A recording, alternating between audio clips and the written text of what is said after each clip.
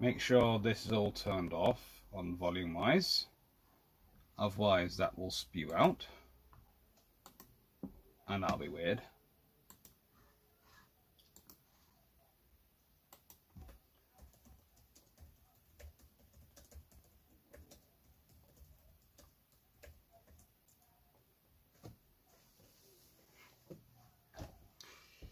Right.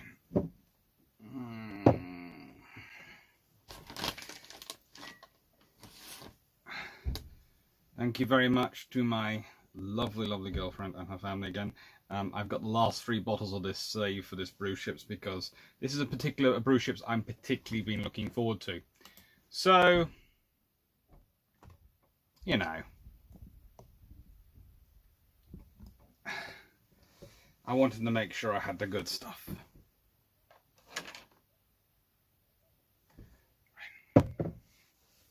Now, quickly close that.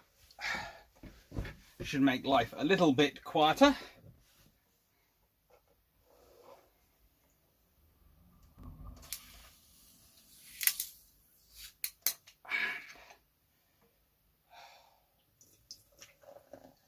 Oh.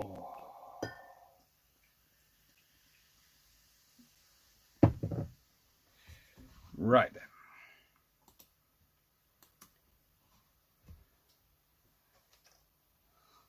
Hello, Stafford. I hope you got the Discord link I sent you in the comments.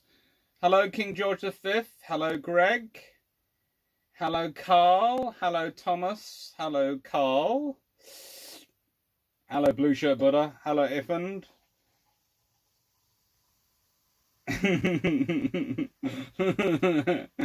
Hello, Jay. Hello, Eric. Hello, Kevin. Hello, John. I'm well, King George V. I'm glad you're here to ask real questions.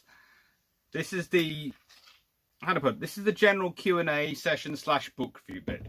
So this is the bit which probably people who don't want to start patronising Amazon or their local bookshop quite heavily should probably look away for the next about 10 minutes.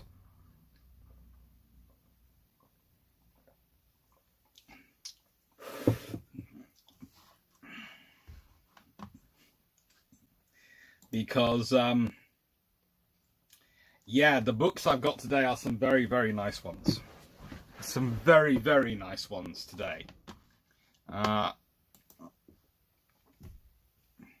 You can also quickly, if I just do this and this, I can flick you around and I can give you a quick preview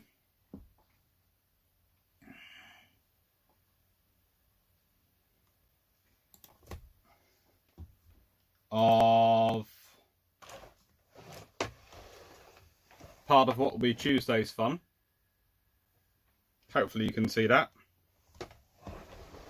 That will be the first episode of that, as I've said on a few other places, is going to be coming out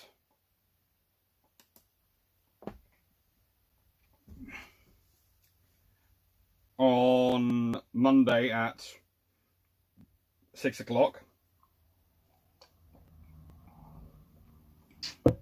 And as you can see, I am wearing one of my favourite t-shirts today.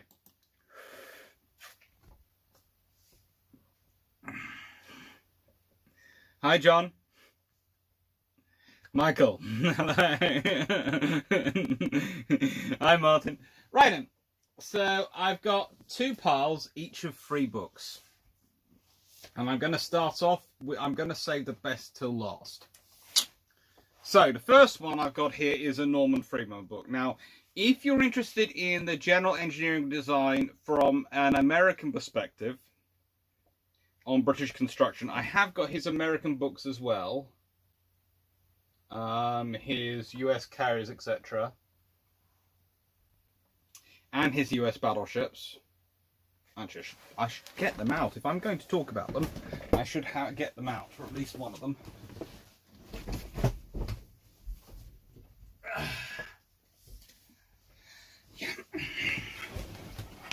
Right, so this is his US aircraft carriers book.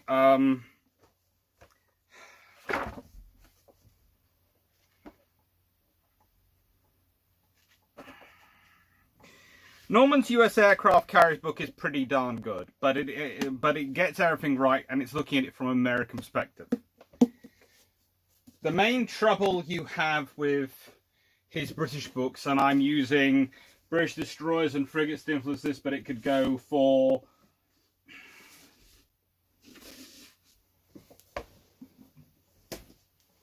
this one. Quickly put that there. Or the British carrier Aviation up there, which I think you can just about see if I lean back. Yeah, that one. The trouble with all these books, and they are excellent, I can show you inside them.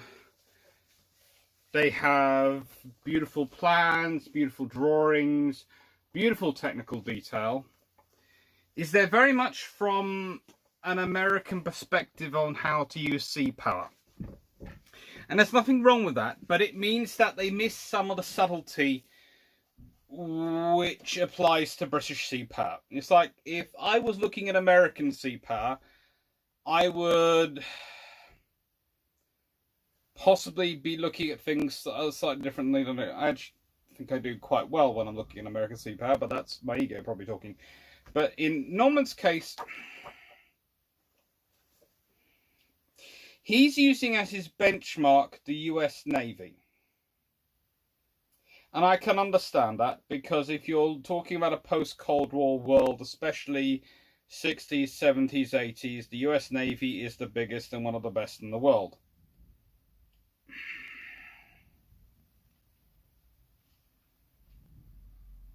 But the trouble is, the Royal Navy is always every Navy has its own character. And as such, sometimes I think with Friedman's works, because as beautiful and as well laid out as they are, you get rather a lot of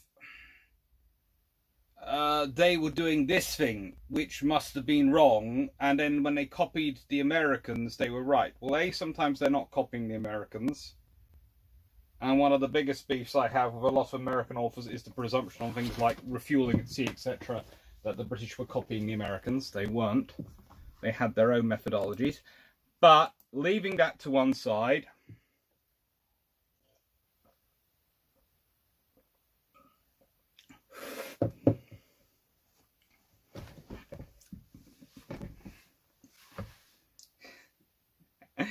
and they're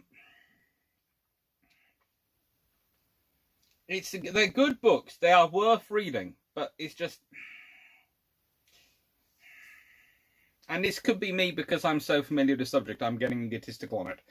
And you always have to watch that. The more you read of a subject, the more you have your own opinions, therefore the more likely you are to have your own prejudices when it comes to reading others' works. You always have to watch that.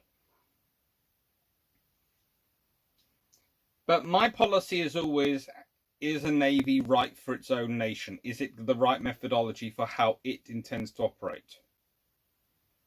There is no right or wrong way, really, of how to operate as a Navy.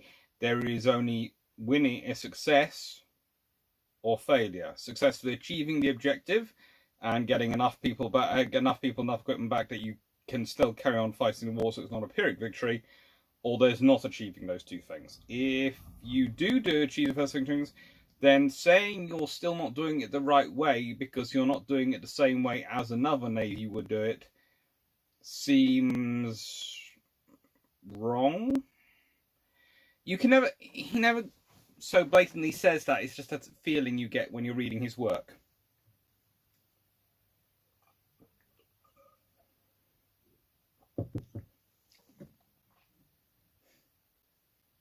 King John V, did you see that about the Italian carrier with 2 islands already copying Etruscan lizards? Sorry, but this is not about a video. That's fine. And yes, and actually 2 islands is a very, let's put it this way, 2 islands is a result of dealing with the issue that if you want to con a ship, you want to be as close to the bow as possible, especially on a big ship, to see what's going to be coming up in front of you. But if you want to do air operations for your ship, honestly, you want to be further back. And if you have a gas-powered, or even an oil-powered, conventional powered ship, and you're going to have 2 funnels anyway, well, you might as well have 2 islands. Stephanie was, I think the word you were searching for was parochial. Possibly, but I was trying to not be that cruel, but it did keep cropping up in my own mind. Anyway, leaving that to one side, we then have this more recent series of Friedman's, which are the John Lambert edited collection. These are beautiful. If you're interested in really geeking out over weapons, okay? If you are not interested in it, then they're probably more boring than anything else known to mankind. But if you like this sort of idea, especially if you are doing your own kit bashing or building models and you want to get them really spot on accurate, this book is amazing. It has got all sorts of technical details and things in it, all sorts of plans, a bit of history and development stuff, but not much. But it is absolutely beautiful. And it continues on with this volume 2, which I also have in front of me, and I have volume 3, I think, on order, which is just, you know, just look at these drawings. They are gorgeous. They are absolutely beautiful. They're the sort of things which, oh, they're just lovely. They are so lovely. And, you know, okay. If this had arrived before I'd done the whole trawlers video, I might have to go, I'm going to go back and redo those because, as I said, these have arrived since, and the trawlers are going to get redone because look at these beautiful drawings of the trawlers. Look at them. They are absolutely gorgeous, and they illustrate everything and where all the stuff goes. It's just beautiful, and it carries on. There are more of them, and they're just, it's so beautiful. And for a historian like me who does this stuff and loves to visualize these things in his head when he's writing about them, this is just amazing. And they are so good. These are, of course, Flower class corvettes. Oh my goodness me, they're so good. They are really nice.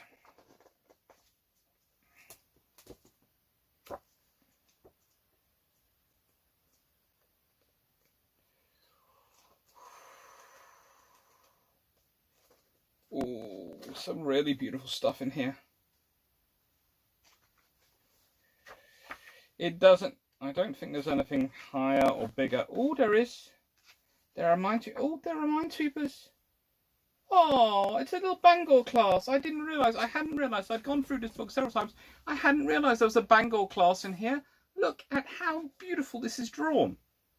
Seriously, these are works of art. John Lambert was an exceptional illustrator of these sort of things, and these books, if you're interested in that stuff, is just beautiful. The collection eventually is going to expand beyond, I think, just British naval weapons, but he's starting off and he's working through, and I think basically John Lambert used to, and I think he's died, I think the story is he's died, and he used to do the illustrations for Norman Freeman in his book, and he has all the books. He has all sorts of illustrations he did for other people. Anyway, Norman Freeman's his friend, and has basically gone, how many illustrations did he have left over? And it's thousands on all sorts of books and all sorts of topics. And so Freeman is slowly working through compiling all these thousands of notes, of drawings into these collections. And I did hear him, I think it was hear a rumour. Anyway, I heard it was him sort of and hear a rumour that there are going to be something like 30 volumes of these. So pretty much everything is going to be covered. It's going to get onto the Japanese, French, German, American, all sorts of things. But the British alone, I'm told, are going to be about 8 volumes. And then there are going to be more on the others. So they are just, if you are interested in this sort of thing, they are absolutely gorgeous books.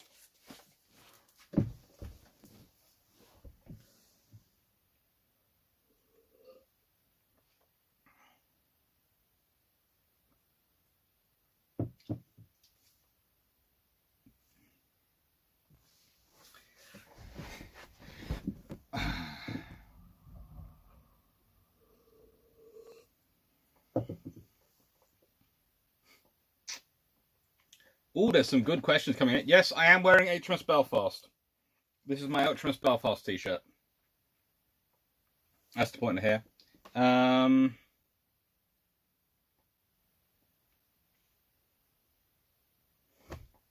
Now, there are some really beautiful questions coming on here. So what I've done is I've paused the chat screen, so I won't see them, but I'm just going to show you some of these books. Now, first of all, I'm going to show you this. You've seen these come from me many times before.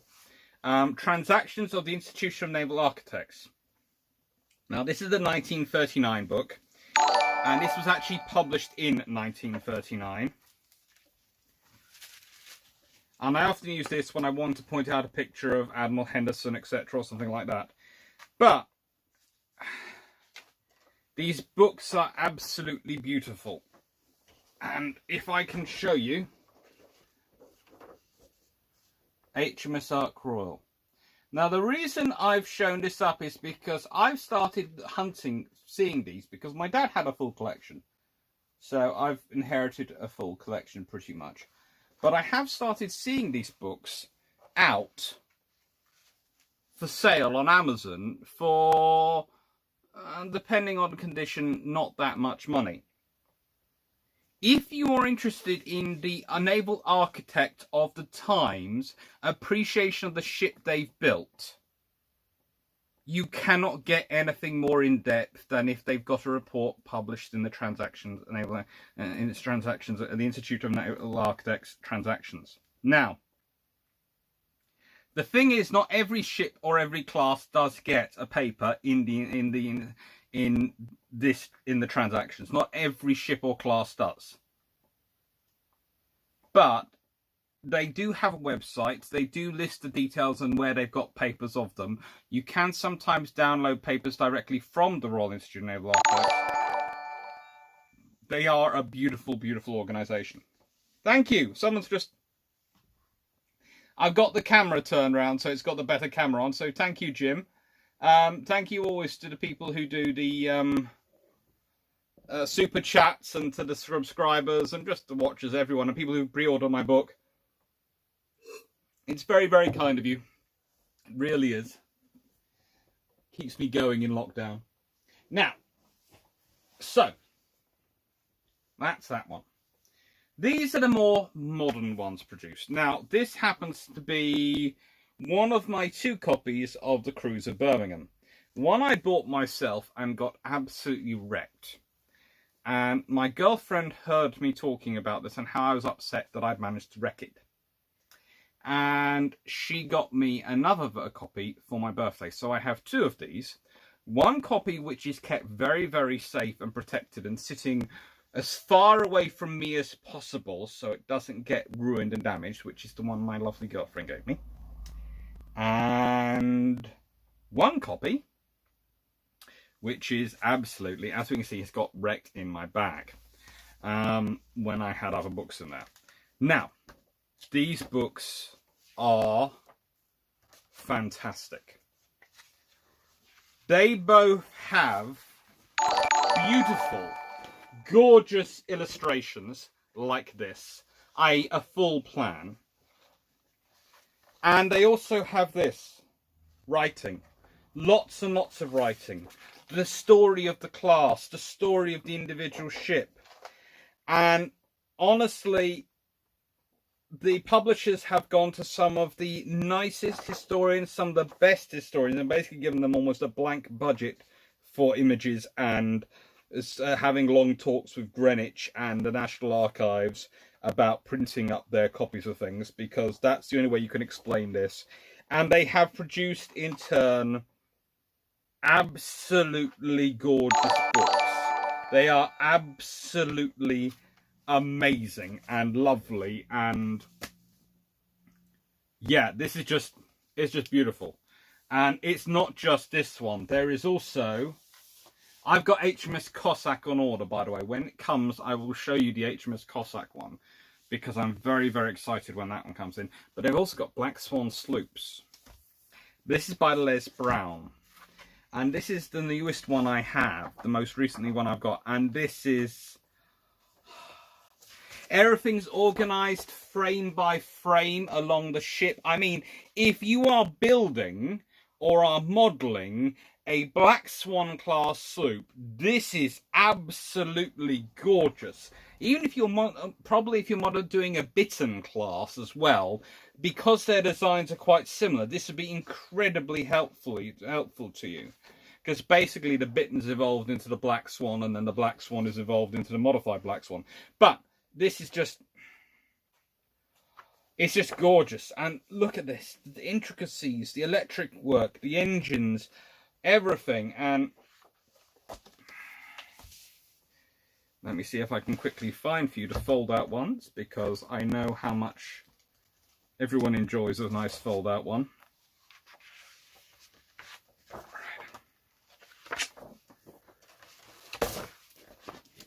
There you go. That's the fold out one. Oh my.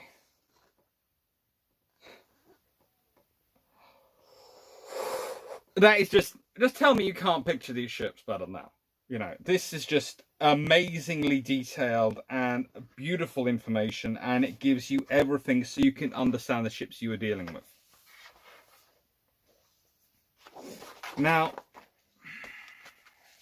I have to say my least favourite of the set of these books, of these ones, is this one, because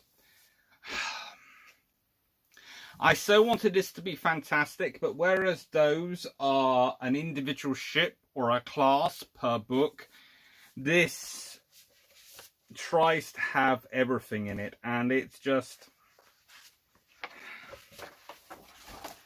well, this is Warspite, and it's still, it's somehow a bit disappointing in comparison to the way the others are put together. It's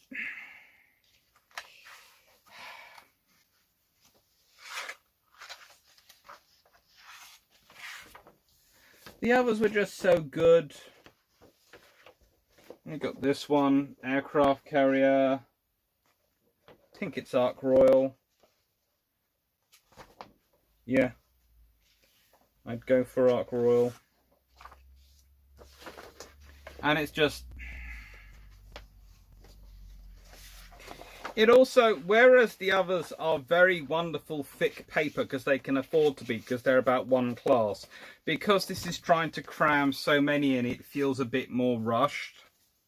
It's still a wonderful book. It's really hard to say. It's a lovely book still. It's still an amazing book to get and well worth doing. And frankly, John Roberts has done a wonderful job. But it just,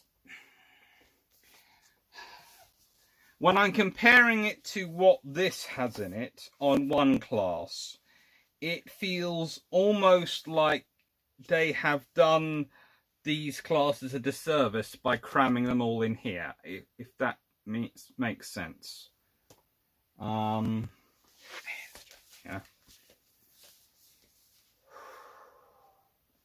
They are gorgeous though.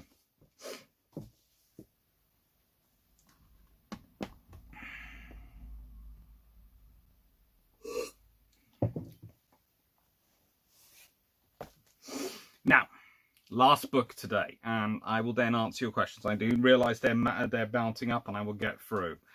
But this one is my favourite of a lot. British warship designs in World War II.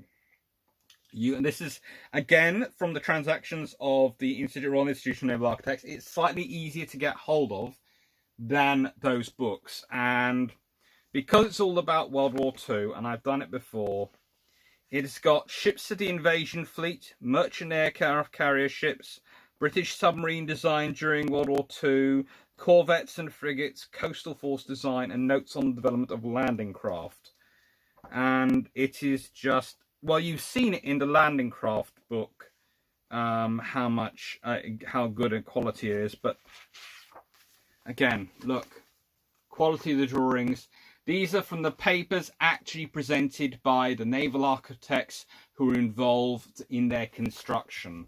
The submarine one is just...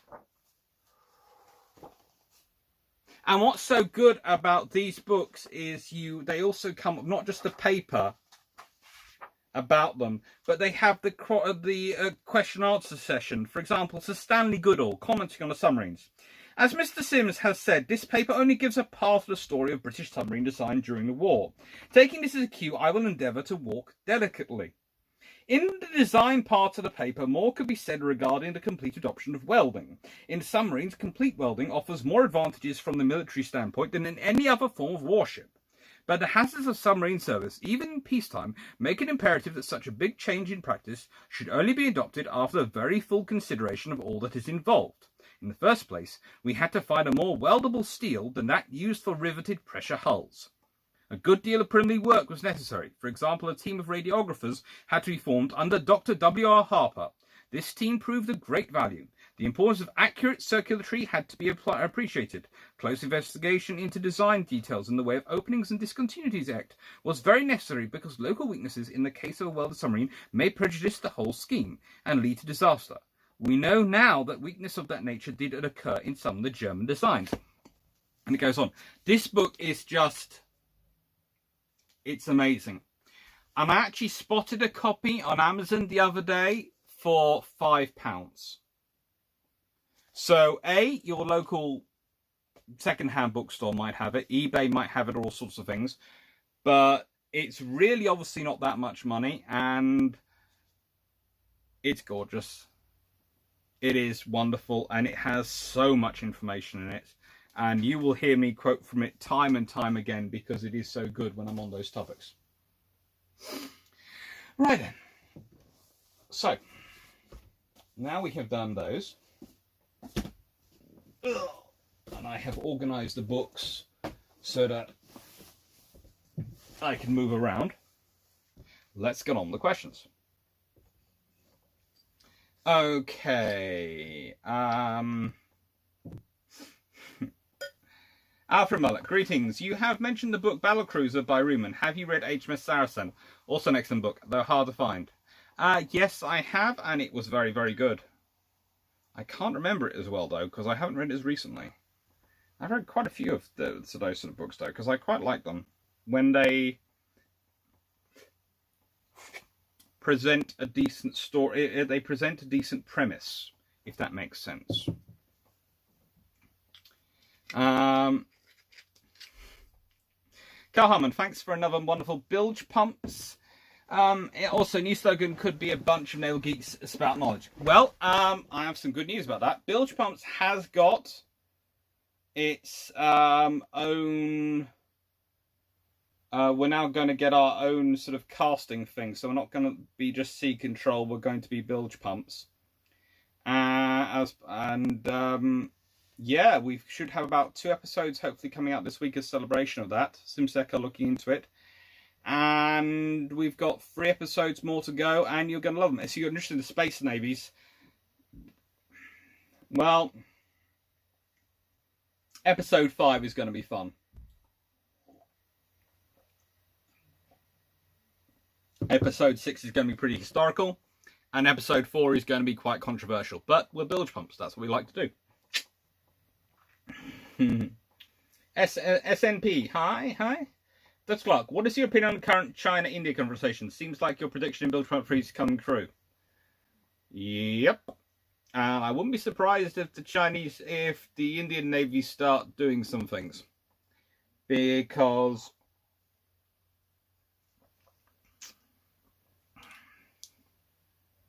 Northeast is actually where the Indian Army is strong, but it's in between a rock and a hard place. So you can either use the Navy to put coercion on Pakistan by reminding them that they can't afford to get involved up there, otherwise the Indian Navy will get involved off their coast, or the Indian Navy could decide to start going for an exercise in Southeast Asia, which would be interesting. Carmen, do you think it'd be worth the USMC procuring a few QE class as their aircraft could work off them?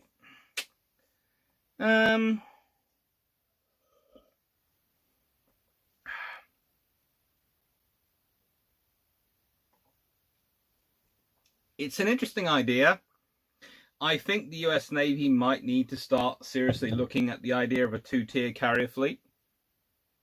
I think they've been toying around the edges with it, especially with some of the America class LHDs. But going for an all Premier class, in terms of all nuclear carriers, does seem to have caused them a lot of work and a lot of issues. So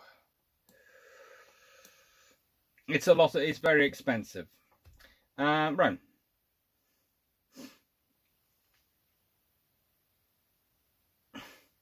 Jefferson, I also saw some old pad fade footage of Nelson at sea refueling some destroyers.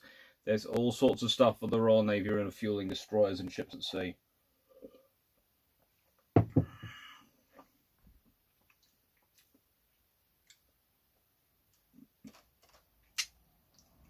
Jeff, hi Dr. Axe. I've been listening but was eating dinner.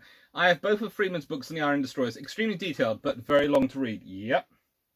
Jeff Beeler, why was the 4.7-inch and AA single such flash in the pan?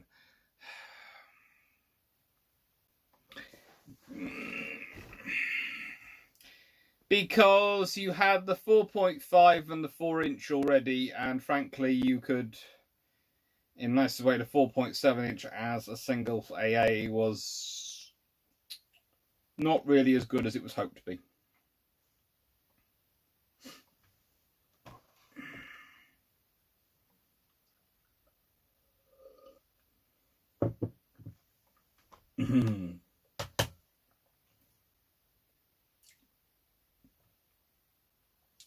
It's Steam Vanguard, I think they've got now. Let me have a look.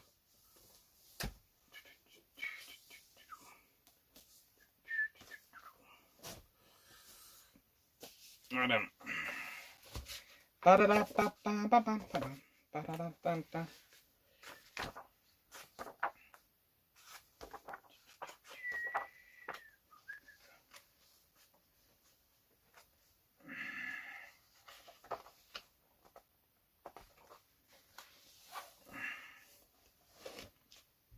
Yeah, I'd reckon it's Bredlington, so I think she's a Steam one. She certainly does look good. She looks so pretty. That is an absolutely amazing drawing of her. And then down below there is Aldrine class minesweeper Hms Rattlesnake, which is also done really, really nicely. Oh, that is a lovely drawing. Really, really good skill. I'm gonna.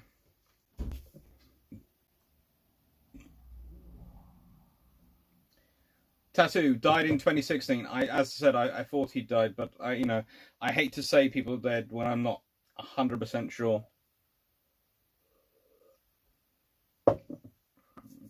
King George V, yes, as I said, it's town class HMS Belfast.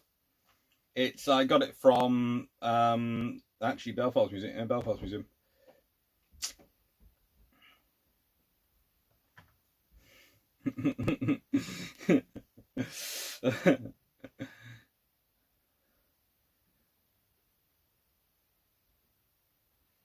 Yeah, Belfast is a fun thing to go on.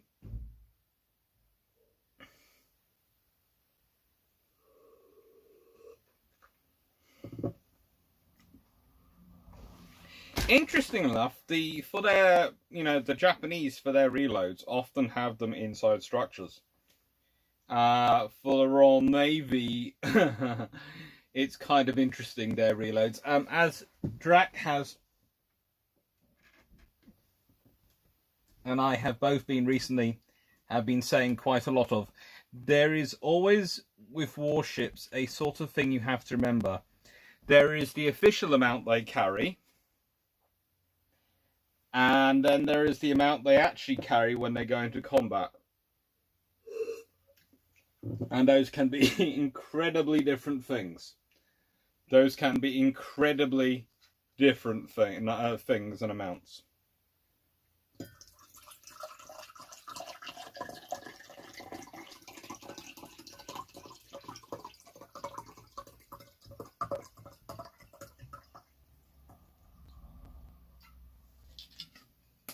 I know.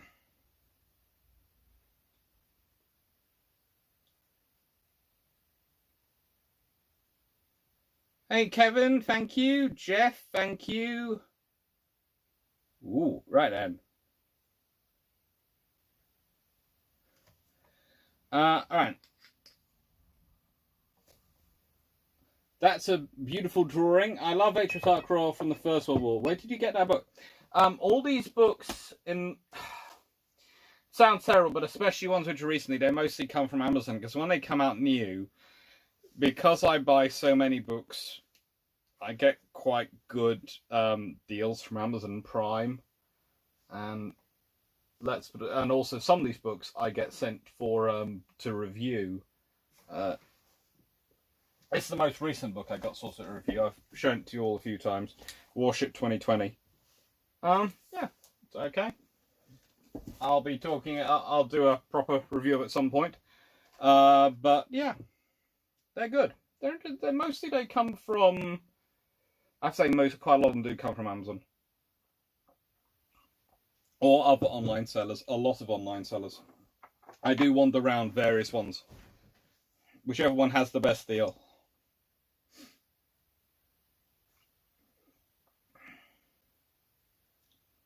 Jeff Biller, did Admiral Henderson ever look into buying tanks for the Royal Marines like he bought Rolls-Royce Griffins? Yeah. Let's put it this way. He was actually, one of the interesting things, early things he was looking into, and the programs which didn't actually develop, was he was looking into a system which would have seen the Royal Navy have, as well as landing craft for its Royal Marines, who he thought the Royal Navy might need to have organised into something slightly more coherent as landing forces. But he was thinking, well, basically LVTs, landing vehicle tracts, you know, like the US Marine Corps ends up using a lot of in the Far East in the island hopping campaign, mainly because he likes the idea of there being a landing craft which you could drop off the back of a cruiser or a battleship, get itself ashore, and then get the troops at a target, get them back out to sea. He liked that sort of one-stop shop, especially as he thought for small parties coming off warships and wanting to get inshore, that would be a great way of getting them in, providing their own mobility, basically, and increase their range and area of effect.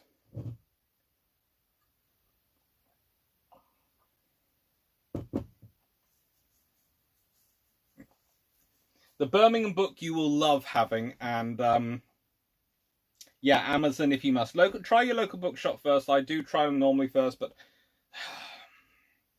my local bookshop is a Waterstones, which when I went in and asked for a naval history, a particular naval history book, looked to me as if I was insane.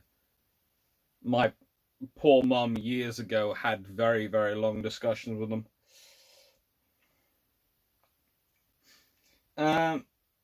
Jane Jeff Healer, the 4.7-inch had problems with high angle mounting, and the 4-inch was more easily available. And even then, the RN produced, yeah.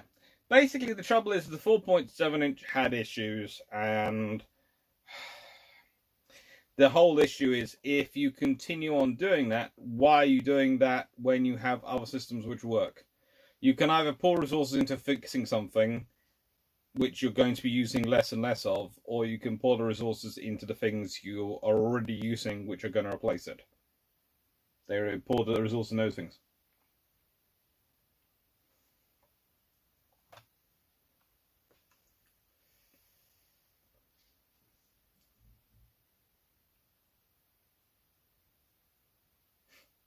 Jeff Thompson, where did these people learn art? That was amazing. If you're talking about the Naval Institute architecture pictures, basically all naval architects had to be qualified draftsmen. They all had to learn how to draw. And my dad would tell you about his apprenticeship. When he did his apprenticeship at Camel Lairds, he started off in the shops, working on the various systems, so he understood the process of actually building a ship. Then he had to go work as a draftsman, and then he sort of apprenticed up, and he did time in the shop and then time as a draftsman, learning everything, as well as having done time in university. In fact, it's a very modern degree, considering what some of the apprenticeships we teach these days are, done a long time ago.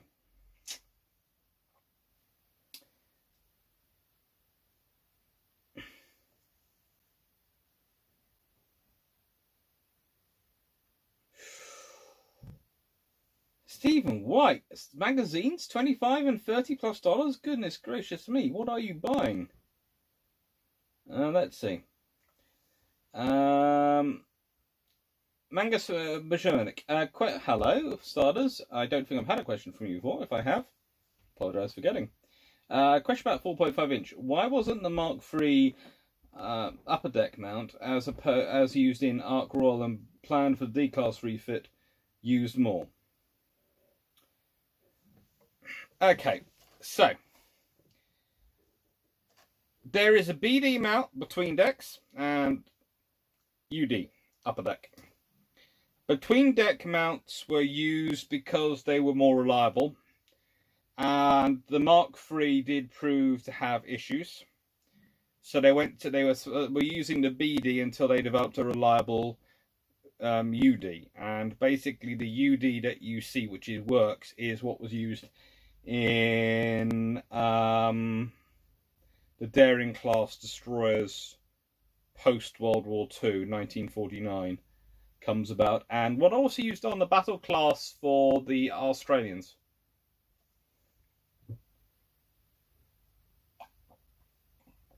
Basically, they have issues with their balance on their bearings. It requires a lot of maintenance to keep them working, as I understand it. Thomas Rottweiler, the series also has Warspite, Repulse, Victorious, Cressy, and Headland. Yes, and currently my copy of Warspite and my copy of Victorious are with two of my students. If you're watching, remember, I know who you are, and I know where you live. Look after those books.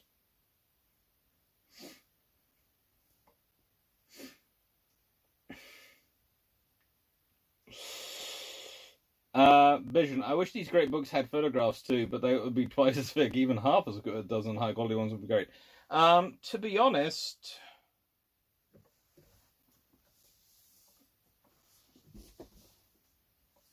does this one have this? I thought had. Did I see some photographs in here? No, unfortunately, no photographs on them. As you say, it would be twice as thick. They are pretty darn beautiful, though.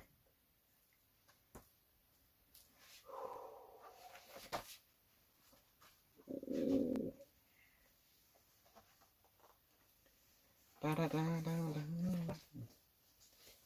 have to be very careful with fold-out books because they can get caught in a second. And you have bends and it's all weird.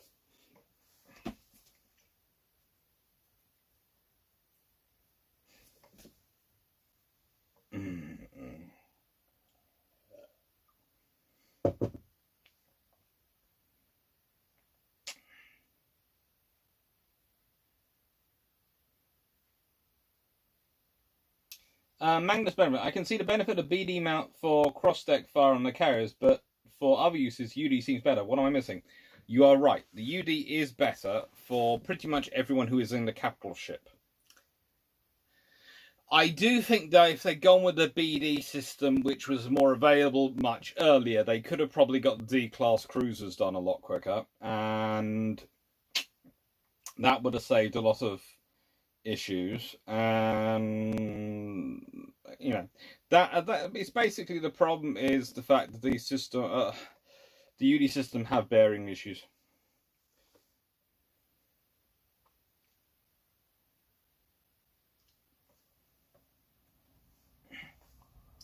Stephen White, didn't Liberty ships going to Murmansk crack their welded seams? Had to weld large side plates to prevent it. Yep, they did. They had all sorts of issues with welding. It takes time to get good at this stuff. You don't just start welding.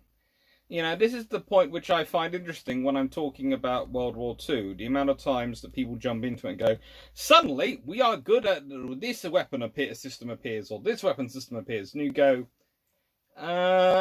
it's not so sudden. It really isn't so sudden.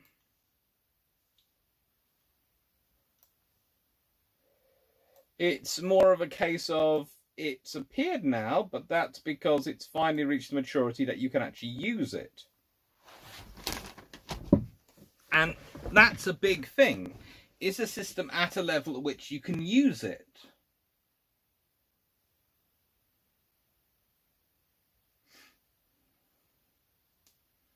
Right then. Strub, does anyone know if someone has computer modeled naval class of World War II? It would be awesome to see the size comparison on a flag class next to a US destroyer squad. Someone called Engaging Strategy on Twitter occasionally does seem to do this. Martin Henry, space navies, like the ones that travel through. Lots of space navies were brought up, lots of different ones. John, how long do you think that it will take for the planned navy to build a Cadabar carrier approaching capable of Midway or Kitty Hawk? I think you can build a ship which looks like it has that capability, but actually operating it to that capability is a different matter. I think the Chinese are... I think the Chinese will look like they're there a long way before they actually are there. They're going to do a lot of stuff which is going to make people go, oh, they've surged so fast ahead. They've now got this capability. They're so amazing. And you're going to sit there and go, well, yes, they've done that for a photo op. That's fairly good. But are they able to keep that level of operation up? Can they maintain that facility, that capability? What kind of depth do they have of crew? It's one thing putting together a crew on a ship. It's another thing having the depth of crew to keep it operational for a long time and keep it continue and not have to keep rebuilding that crew every single time you have a transition go on. So I think we're probably looking at about 15 to 20 years. You know, we often like to talk, people often go, well, look at how rapidly, you know, the US Navy and the Royal Navy expanded their carrier arms in World War II. Well, yes, but the key word there is expanding their carrier arms. They're not building whole new services from scratch. They're expanding them. There is a lot of depth within the Royal Navy at this point. There's a lot of depth within the US Navy. Even with the lovely structure that had been produced by the dual control, the fleet air arm, these sort of things, the Royal Navy still had a lot of depth.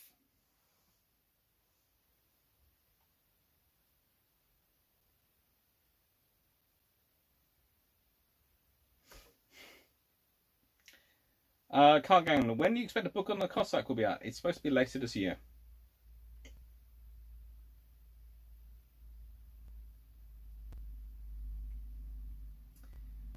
Carl Anderson, did I hear that North Korea is sending troops to the DMZ? I hadn't heard that, but there again, it is 2020, so the odds are possible. Strub, Doctor, what was harder to do in World War II? Convert civilian vessels to fleet support vessels or purpose build? Technologically, it's probably harder to convert rather than to purpose build. But in terms of infrastructure requiring and space-wise, it's probably easier to convert. See, it takes a big facility and a shipyard and all sorts of things to build a ship from scratch. And that's fine if you have that much space.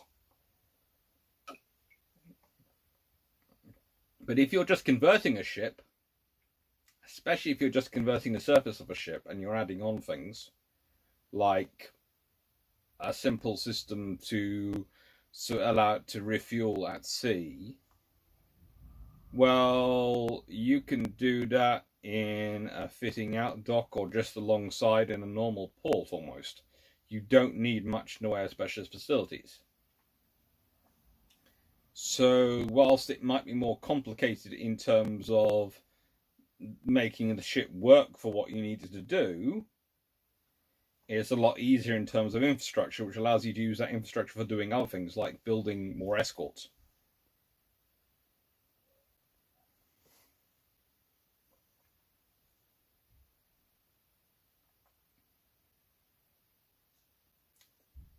Mm.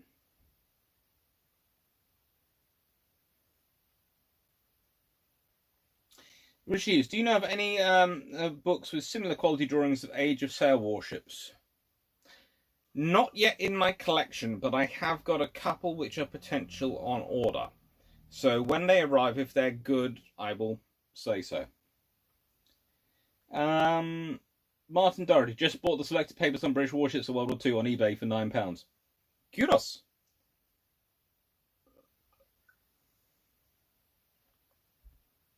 In Happy is recommending Bru Le Vaisseau de 74, also in English translation.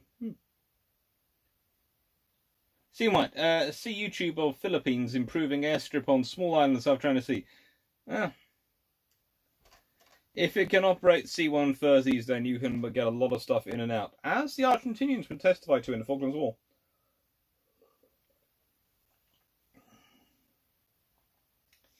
Strub, Doctor, do you know anything about the Erie class, treasury class of the interwar World War II period? Oh, depends. Which ones are you talking about? Let me check I'm getting the right ones.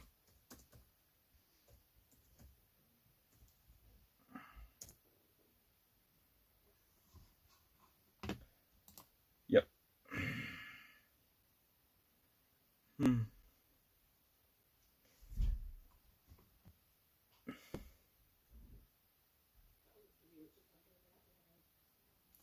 They're basically the US Navy's sloops, but the US Navy never builds as many of them as they should do.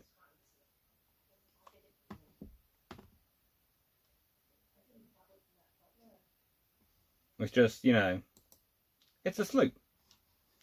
We're talking about sloops. Thank me. Yeah. One interesting thing about it is that I thought it was, but I wanted to check. So, the traditional myth about the Erie class is that they're the vessels behind the Article 8, which allows for the creation of, which allows for basically sloops to be built as many as they like. The funny thing I find about this is when you see people claiming credit for it, and they get, you know, in this case, the Americans claiming credit for it. The Americans build only a very few, and the Royal Navy build a huge amount.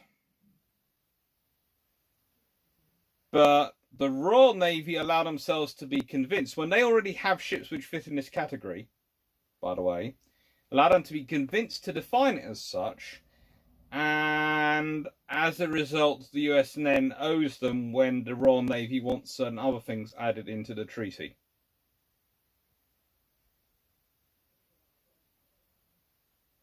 Never doubt the RN's ability to play politics in a negotiation. Not in this period. Current day, maybe. Thomas Wright, like LVT Buffaloes? Yep.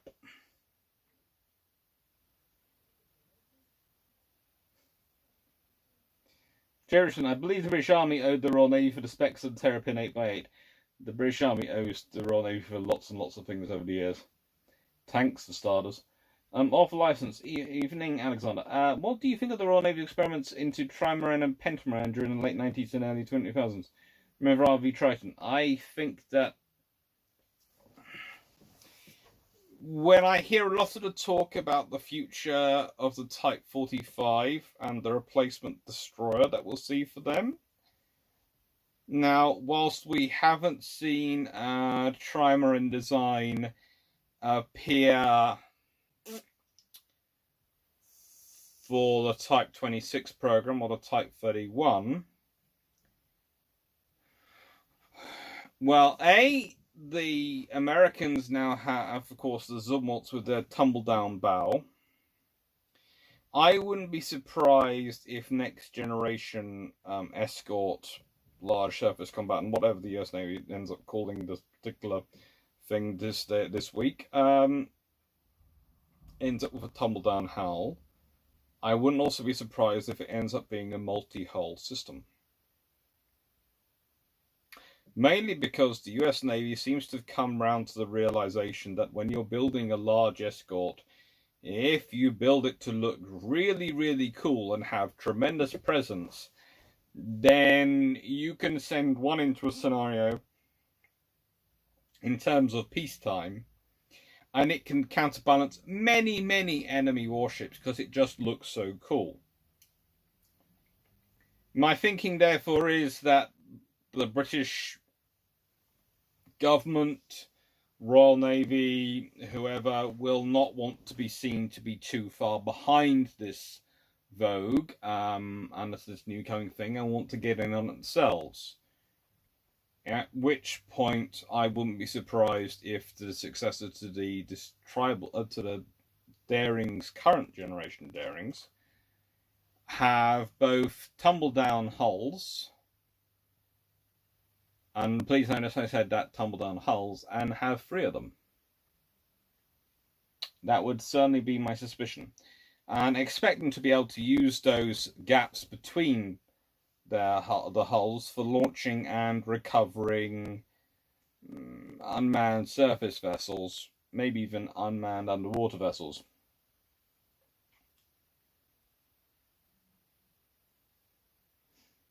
Chris Small, hello Doctor, how do you think the Battle of Denmark Strait would have played out if the Iron ships were a Queen Elizabeth class and Renown class instead of Hood and Prince of Wales? I think Bismarck would have had a very, very bad day. Renown had been through her upgrade and was a tougher ship anyway, and the Queen Elizabeth classes which could have been available at that point would have been Queen Elizabeth or Warspite. And both of those were pretty darn tough ships, which had also been upgraded. So, my money would have been on Bismarck getting her behind handed to and probably running away. Probably would have got away as well. But also, you'd have probably had, considering again where those Queen Elizabeths were, you'd have probably had them in front. So it would have been Bismarck matching up against the Queen Elizabeth, and then Prince Eugen matching up against Renown, which would not have been fun for Prince Eugen, and probably would have resulted in Prince Eugen deciding to go away, and then them concentrating fire on the Bismarck, which would not have been fun. Plus, they had 15 inches, and 15 inches were just that bit more powerful than 14. Just that bit more powerful. I certainly would prefer a 15 inch to a 14 inch.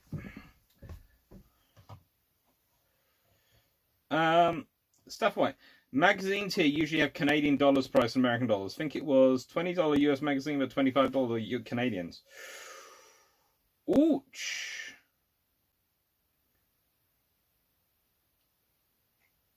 Martin Symes.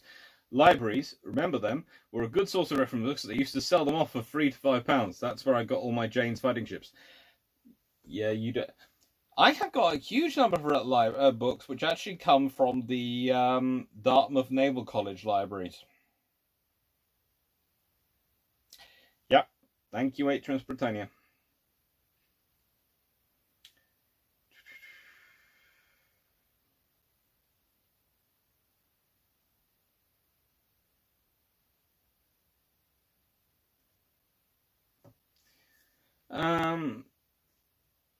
Jeff Beeler, don't ever shave that beard.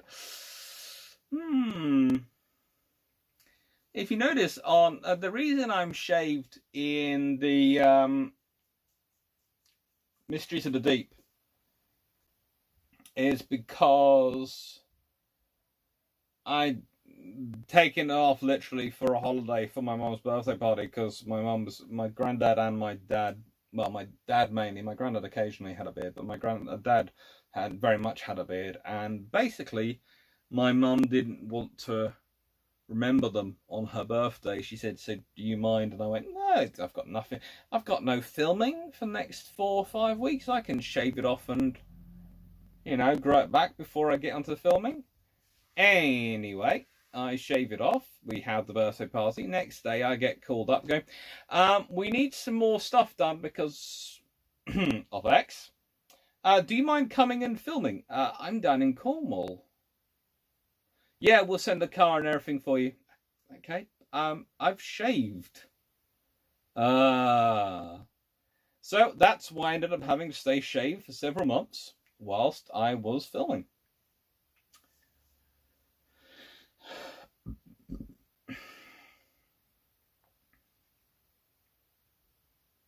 Thomas Rottler, Martin Symes. As a former reference librarian, I'm very sad to see such valuable books being sold off. It is annoying, but it's good for my book collection. Yes, LVTs are buffaloes, as Jeff has said. Paul Johnson, what is the quality of Chinese steel like compared to the West? Well, that is the $64 billion question.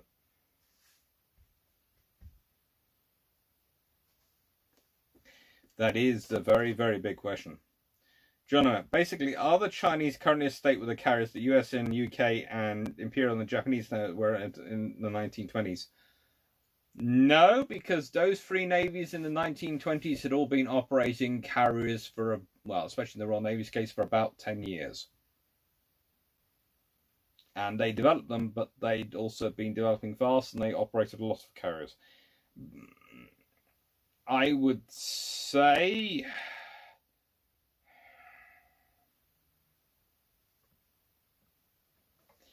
you're looking at things like the Dutch, Australian, and Canadian navies in the late 1940s.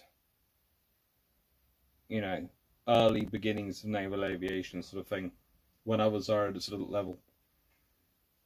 License, Alexander, after the Falklands War, much was written about aluminium used in warship construction, the firefighting equipment, and piping, even use of fabrics and mattresses. Yeah, a lot was written about it. And honestly, you have to design. This is why things cost so much when you're talking about ships. Remember that scene from West Wing where the guy smashes an ashtray and it breaks into 3 pieces. He smashes it with a hammer, and he uses that example. You know, it's designed so that in the middle of a war zone, if the ship gets hit, it doesn't become little bits which go fly everywhere and take out everyone. One of the interesting things, you know, the examples I give is if the depth charges, the Mark 7 depth charges, weren't found to be sinking fast enough. So the Royal Navy attached weights onto them. These weights had the added advantage that when the explosion went off, they turned into pieces of shrapnel which would punch holes in metal hulls. Literally. You have to, when you're going to war, you have to design for taking a lot of damage. You can't just take often a regular thing, because this glass would not be good on a warship. I love it. I'm not going to use a demonstration for it, but if I dropped it, it would smash into a bazillion pieces, and I'd be picking up glass for a week. That's not a good idea for a warship. And a lot of these lessons had to be relearned in the Falklands War. Jeff Beeler, why did HMS Adventure's bad luck with transom sterms kill it for other designs which didn't lay mines? Because it was difficult for not more things than just laying mines. Take care, King George V. Jeff Beeler, North Korea is retaking an extended neutral zone, not the actual DMZ. Sounds like what they'd be doing. Samuel, hey Dogsy, sorry mate, don't worry.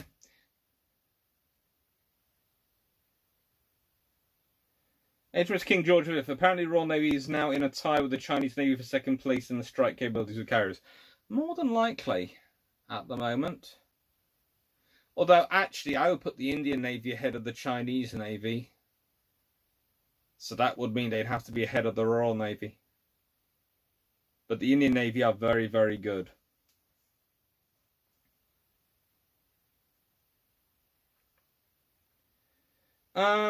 John Luke, with the growth of theoretical capability of the Chinese fleet, will there not be a tendency to saber rattle more with those ships, running risk of massive losses in a direct fight? That depends. You have to always remember, when people are saber rattling, they always believe the other side is going to back down first.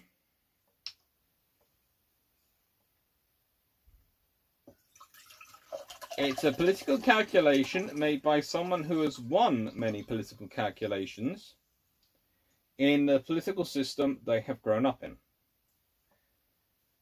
And one of the things that confuses quite a lot of people around this world who aren't in those scenarios is how much not only governments change with leader changes, but minister changes and all these things can have very big changes down the way. When you're talking about saber rattling, you need to be sure the personalities and how they will behave at every single level, because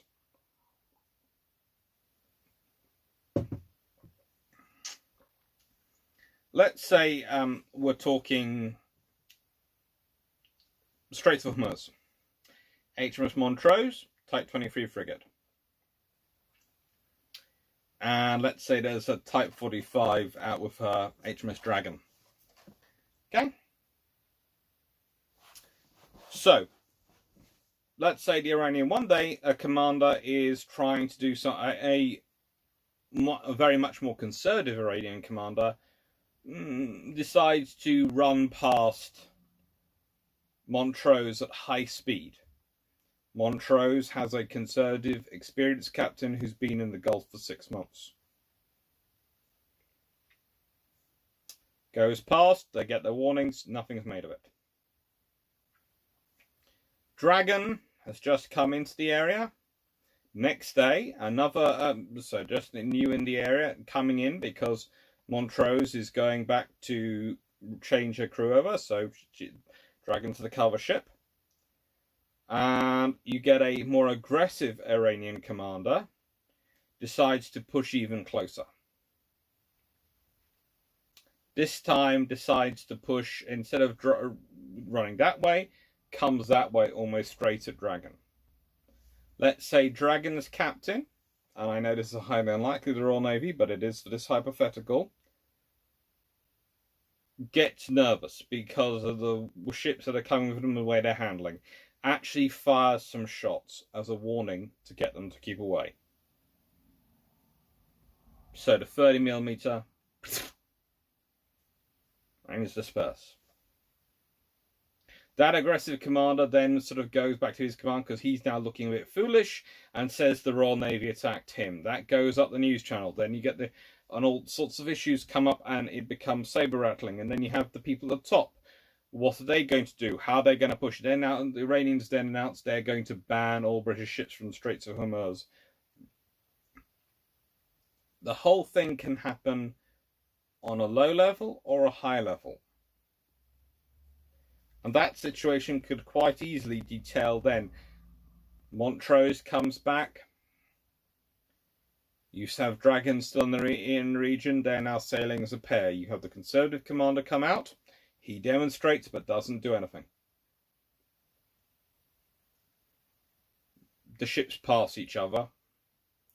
You then have the aggressive commander come out. What does he do? Does he try and push it again? Does this time the Captain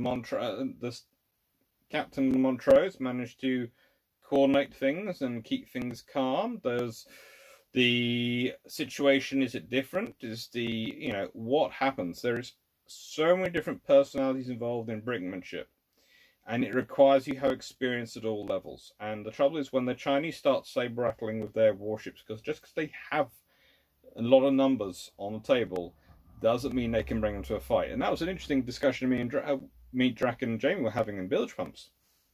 About unmanned surface vessels. It's not just going to be how many you have, but how many you can bring to the fight. And how many your opponent can generate for the fight. It's going to be quite interesting.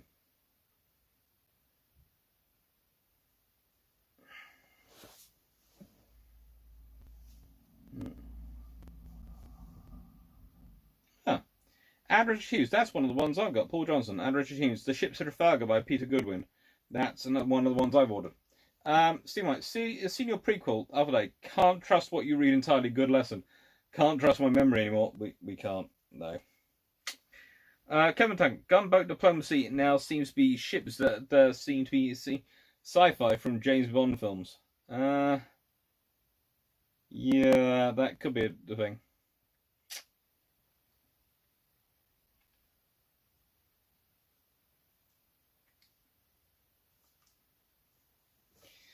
King George V. Why is the Dara needing a replacement for Daring class? They're not that old.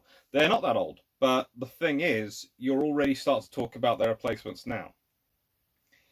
When you're dealing with the system of systems that is a modern warship, okay? Right. My dad died, must be getting on for nearly 3 years ago.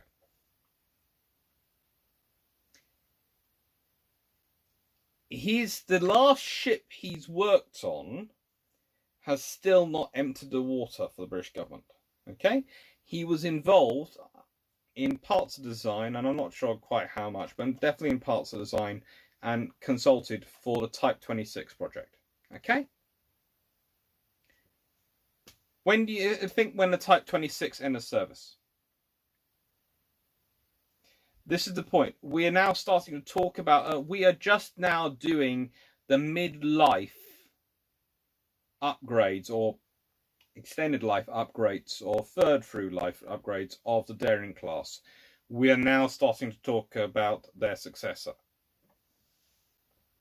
Because in a decade's time, we're going to have to start a proper program for it. There'll probably already be things going on now, but there will actually become a proper program office.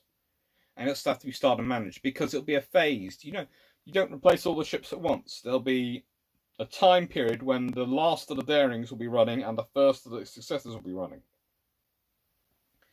In fact, there'll be a time when there's the first of the successors running and there's still all the Darings running, because the first of the successors is hopefully going through trials before you start getting rid of the Darings. So all these things have to be managed a long time. There is very much a managed obsolescence in warships.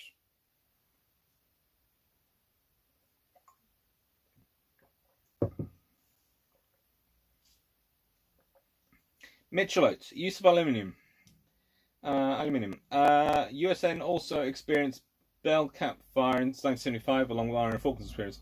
Completely revamped damage control experience practices and gear by 82-83. Yeah.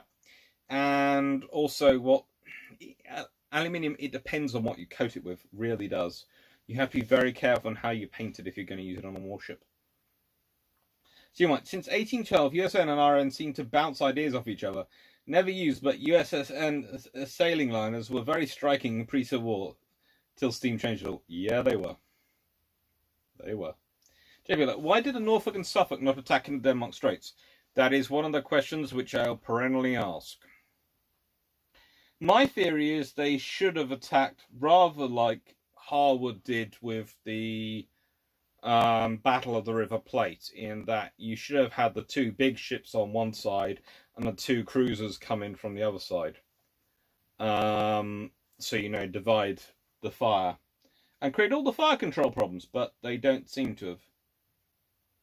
And they're counties, they're big 8-inch gun cruisers, so they should have been able to get involved, but they don't seem to have. They seem to have done some long-range firing, but not much. Richard, I visited USCG Tanny, 2,250 tons, 1936 museum ship of Baltimore historic ships a few years ago. Certainly a sloop. Sister ship to US, yeah, definitely a sloop. Sure, Doctor, why does the USN always need to conduct a crash program for escorts when faced with major conflict during World War I and again in World War II? Why not just make them in small batches? Because it's getting funding for these things. Right, so in peacetime, you'd have to fight it. Let's say I am First Sea Lord or Royal Navy, or the Chief of Naval Operations for the US Navy.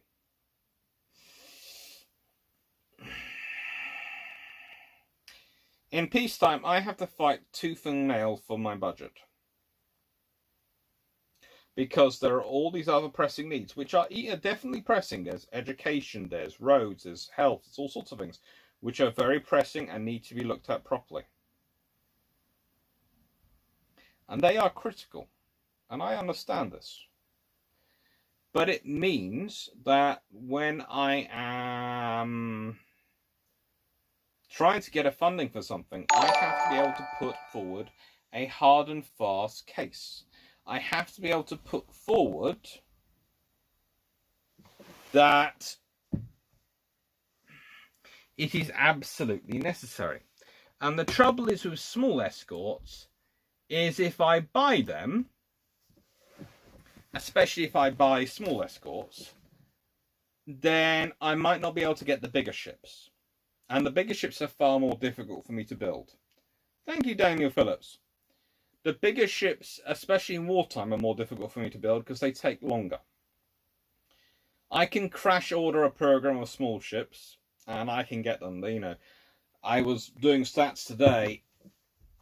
Okay.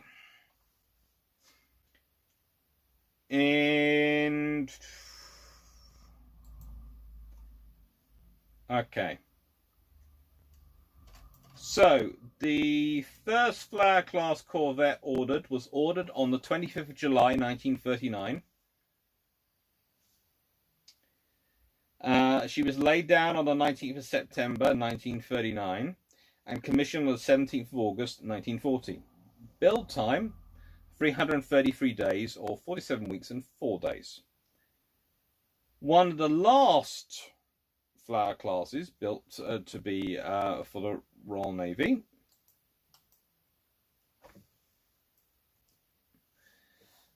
was laid down on 12th August 1941 and commissioned on the 8th of July 1942. Build time 330 days or 47 weeks and 1 day. Interesting enough, the Castle class, well, HMS Hadley Castle, the first of them, is ordered on the 9th of December 1942, laid down on the 4th of April 1943, launched on 21st of June 1943, and commissioned on the 18th of September 1943. So there's 167 days, or 23 weeks and 6 days, from being laid down to being commissioned. You can build these small ships far quicker and far easier than you can the big ships. What you have with the big ships in peacetime is what you will fight the war with. Most of the Royal Navy's crash emergency destroyer program, crash cruiser program, crash carrier program built in World War II do not start really delivering in World War II till 1942-43. And they certainly don't start growing in absolute numbers, those numbers of vessels, till really 1944. Same with the US Navy. It's mostly a crash order, and mostly it's thanks to they are starting it slightly early for them in relative to the war, i.e. earlier in peacetime, but when the Royal Navy was already fighting World War, that they have these abilities, they have these things come online. And you need to remember, it's the case of making the case for it. It's building these ships. It takes time and it takes money. And in peacetime, if you're building the small ships, you tend to not get the money for the larger ships, because treasuries are trying to get the most value for money. But you need the small ships. You need the high-low mix. You do really need it. We all know you need it. We all know that's how you fight wars, with a core of high-quality, high-capability vessels that is surrounded by a wide depth of lower-quality vessels. It's how it works. The lower quality vessels tend to have selectively high quality equipment aboard, i.e. Aztec.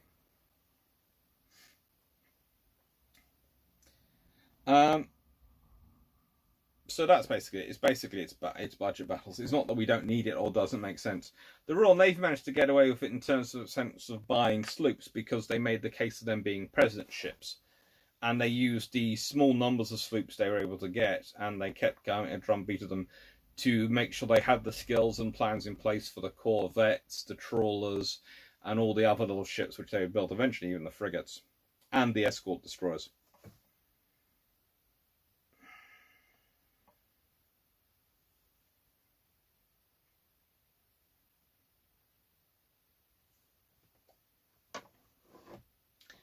Off license. I remember reading about heavy investment in damage control of the Falklands. There was lots of investment in damage control of the Falklands. It was a big learning experience of how to deal with the effect of missile damage. And it was when people started to realise they realised it to an extent, but it hadn't really bashed home as much how much damage the fuel of the missile does versus the explosive. Harvester of Sorrow, I just pre-ordered your book after a bit of searching. Seriously, how could a title with the words Tribals, Battles, Darings in any way not come to mind when thinking, what's Dr. Clark's book? Well, you know.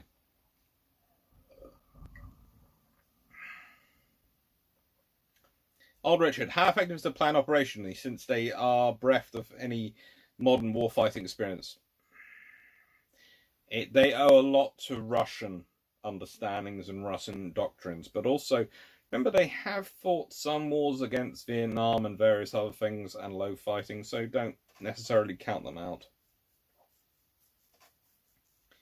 John, what was the expected service life of Type 45? What is the expected service life? Will it be shorter life given circumstances? Will newer designs also likely have a split, i.e. Type 51 and 55 akin to Type 26, 31 frigates to include its numbers? I doubt it. Destroyers are usually high quality platforms. In nicest way, the Type 26, Type 31 is the realization that the frigate is now our present ship. And do you need what kind of vessel do you need for presence versus what kind of vessel do you need for pure ASW? So basically, a Type 26 is ASW primary, presence and escort, a presence secondary. So it's ASW escort and slash presence. Type 31 is presence / ASW escort. So do not count the Type 31 out of a fight. It's going to be a great ship for being an escort in a task group and a great task group ship.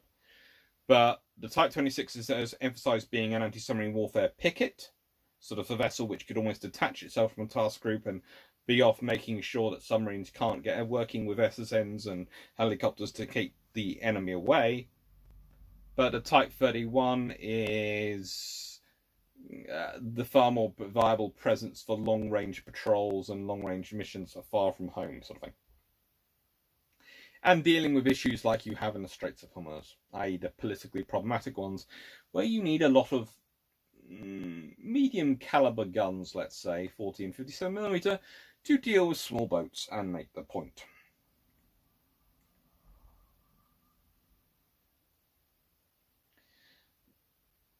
Night Heron Productions. I get the impression that US had more destroyers in reserve, awaiting scrap that could recommissioned in short order.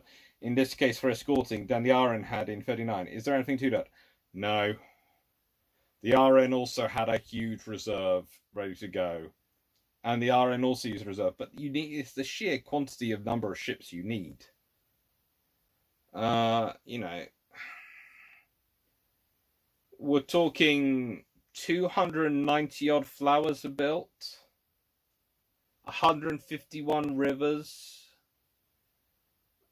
When you're looking at frigates and below, you're talking very much nearly 1,000 warships, trawlers, and all these things. And very nearly 1,000 warships are built for the Royal Navy and Commonwealth Navies. So yeah, you have 100 destroyers. That's great. In reserve. That's fantastic. You need a lot of ships, though. You need a lot of ships, because the trouble is, the joy is when people start going, well, we had the convoys across the North Atlantic. Yes, we did. Also had the convoys in the Caribbean, the convoys up the coast of England, the convoys around the coast of Britain, actually, generally, the convoys up the coast of America, the convoys coming from Africa, the convoys going across the Indian Ocean. You sit there and go, that's a lot of ocean that's a lot of ships which have to be convoyed. Thousands of miles. And we've got convoys going in both directions, and we'll have multiple convoys running at the same time. And we're also going to have attrition of escorts. We're going to have attrition of ships. And we also got to resupply Russia, which is going to be going absolutely into the hell's teeth, because there's going to be surface ships, aircraft, and submarines, everything they can chuck at you. The fact is, to build enough escorts, no nation was going to get that money in peacetime, and no one's going to be able to keep that number in reserve. So They all had to get them out.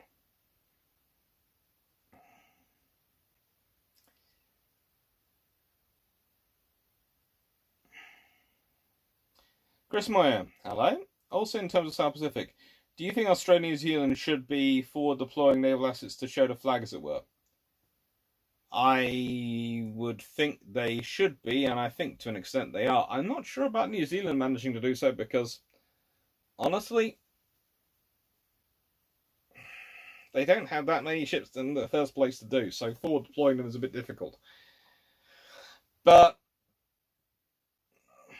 I could certainly see if the Royal Navy ends up establishing a forward-based ship at at Singapore, I wouldn't be surprised if the Australian Navy becomes a regular visitor. Mitchell Oates, up until then, the USM was still in damage control gear from World War II. Oh, yeah, that wouldn't surprise me. Damage control gear from the 1950s and World War II. Chinese steel varies on mill to mill. Some mills have excellent quality steel, others have worse steel than Spain, and Spanish steel should be... Well, you know. Steve White, does RN or RF still operate any Harriers? I know and seen them operate from years and for close support. They're still viable. Technically, no. However, the Royal Navy does seem to have a rather large collection of Harriers sitting down at Cold Rose, which are for the deck handling training unit. And I'm sure the Royal Navy, which is the military equivalent of the person who hoards everything, will not have in any way, shape or form enough abilities to be able to reactivate those things if things have been absolutely necessary.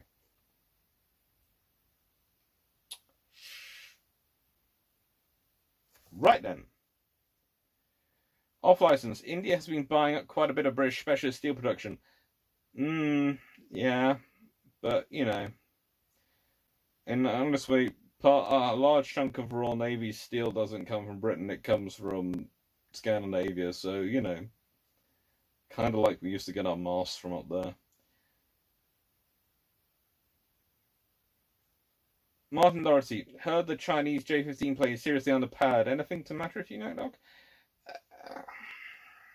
There's lots of things which go around about the J-15. Until we actually see it in operation in an actual war, we won't know which is true and which is myth.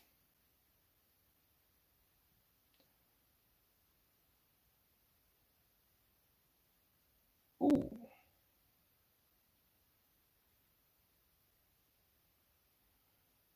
Suddenly a whole chunk of questions have come in, and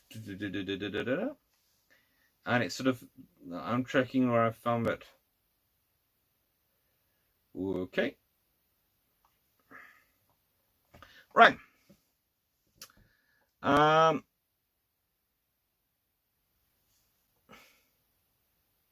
Nighttime production. Vision. Any ideas why they had so many in production? Vision. And the USN had 4 Pipers coming out of its ears. They scrapped about 100 in 1930s and still hundreds left. Some more than by dozens in Hudson River near West Point.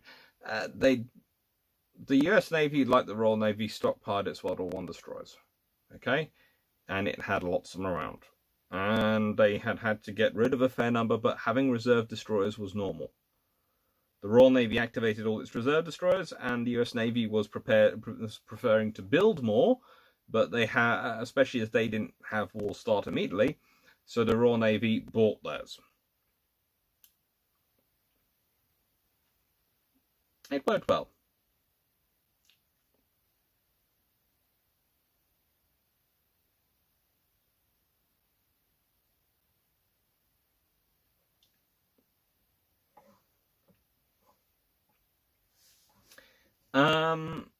Off license. When tackling small Iranian boats, better use guns or small missiles. I prefer to use guns. It's cheaper.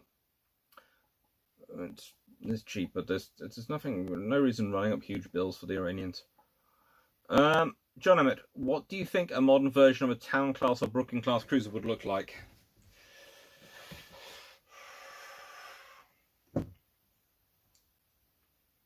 Well, Town class, even more than the Brooklyn class, was a status light cruiser.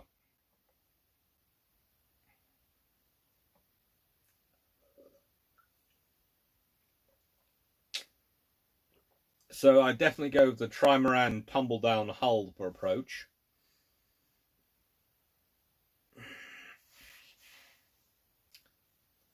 Probably two big guns on the front. Maybe double, maybe single, maybe rail guns if they're working by this point. But if they're not, then something big and potent but conventional. A whole host of VLS. Interestingly enough, the option you could always do, if you've got the sort of scenario of a trimaran hull, is you could quite easily use the wings for mounting or close-in weapon systems. So you could put 40mm and phalanx on them, or a couple of 40mm, one either sort of bow and stern of it, and phalanx. So you could have 3 also phalanx and 4 40mm to provide you with very good all-round coverage against any enemy attack. You'd have a huge flight deck, large hangar space, and lots of space for configurable modules internally. So it would be basically, it'll be your command ship, it'll be everything. It'll be massive. It'll be probably about 15,000 tons.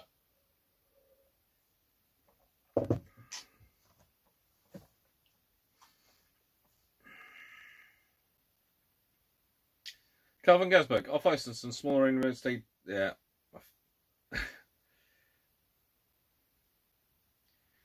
One Dorothy, do you think the Iran withdrawing from the Gulf, i.e. then 81 seas equipped with tanks, was a huge mistake back in the day? I don't think they ever really properly withdrew from the Gulf. Looking at deployments and these sort of things, the British government says we're withdrawing east of Suez. And I make a big thing about making the savings for it. And then quickly you find the fact that the ships are still being sent out there. And the ships never stop being sent. So basically, the government makes the announcement we are withdrawing, and then they don't. Then they take the money away that was used to pay for it, but then they don't actually withdraw, which is like so many things governments do when it comes to defence.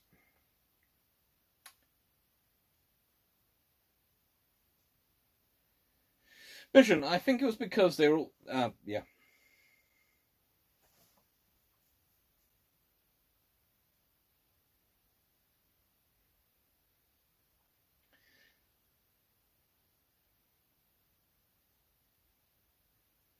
Angus Sunnell, I worry that unmanned surface vessels may desensitize society to the horrors of war, making it too easy to resort to war to solve diplomatic problems. We all worry about that. We also worry that one wrong line of computer code and we could end up with war.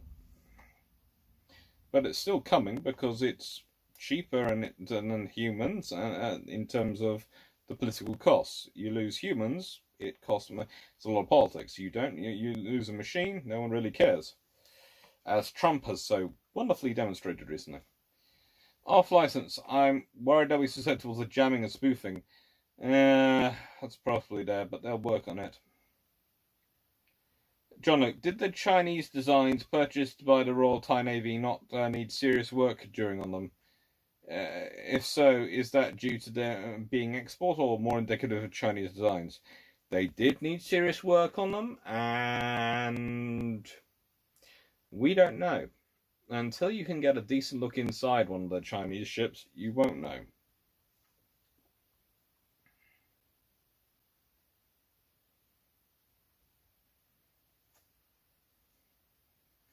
Vice Admiral Ralston, could container-launched anti-ship missiles and actually impact modern Navy design?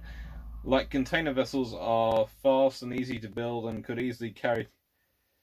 Well, they could, but you'd have to build them to do it. You'd have to put them in it. You see, and as I've said in bilge pumps, if you're going to deploy the ship missiles from a container ship, it's pretty much going to be Q-ship time. That's what you're going for. If you're turning them into an actual functioning arsenal ship, you're going to want to do other things.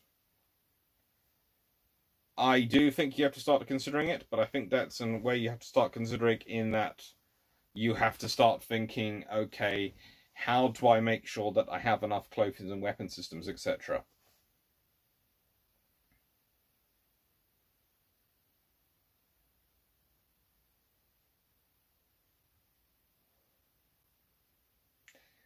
Off license. If you put a good... It's going to be interesting. Antonio David, Twitch link, please. Twitch. I thought that was just for computer games. Off license. Do you feel the need? Do you feel that closure of the Royal Dockyards has resulted in the country being held subject to higher prices than private yards? Has the free market failed in this regard? The idea was you could control close the Royal Dockyards, but as long as you kept up a drumbeat of orders and you kept up there was a drumbeat of civilian orders as well, the yards would keep competitive as there would be multiple yards functioning. But now, de facto, what we've got is basically a privatized Royal Dockyard. In that we've got one yard producing pretty much all our warships, and we've now got two thanks to the Type 31, but still pretty much, still not a lot of ships.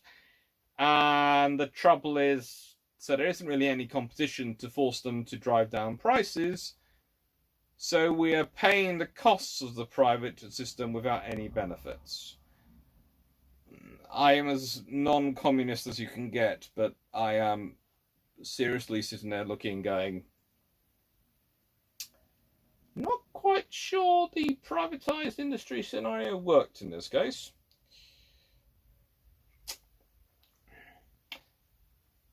Strub, Doctor, in your opinion, can you explain the cultures of USN and RA in World War II versus present day? Oh, God. Okay, so actually the cultures of the USN, RN, and these things are not just the cultures of the navies, they're the cultures of the type of ship they're in. If you're dealing with a Royal Navy destroyer, you're probably dealing with something which sounds and acts like if you're talking about in sort of anthropomorphized terms, that's the person who in a pub fight you keep well away from because they're going to take on anything. They're basically pint-sized, but going to bash anything which gets in their way. So, it's a case of, versus today, the can-do attitude has certainly remained of the Royal Navy.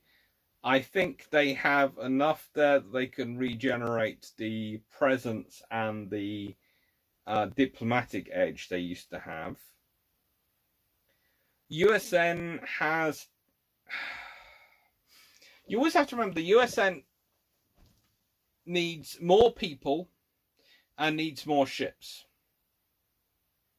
It needs more ships than it currently has, and it doesn't really have enough people for the ships it does have to have enough people to have them time in station, to have them able to go through the level of training and all these things.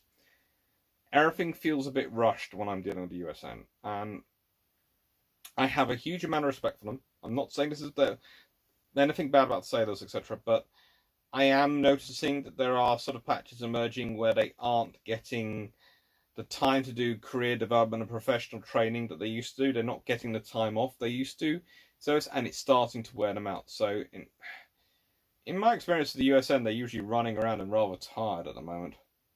The Royal Navy isn't doing much better, but is doing slightly better. Which sounds weird, but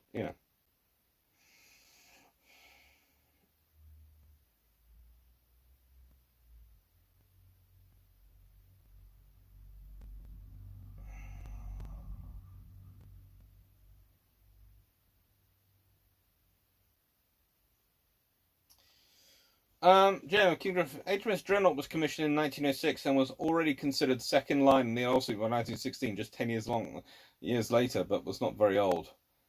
Yes, but she would still get a kill in World War One. We must never forget HMS Dreadnought gets a kill. She has a 100% record as an anti-submarine warfare ship. She, in her time, engaged one submarine and secured one kill.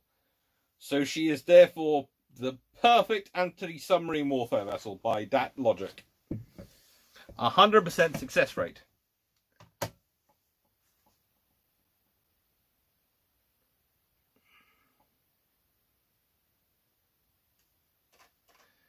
Strub, Doctor, if a conflict broke out in 2020, would US and RN have to do a crash program for escorts again? Yeah.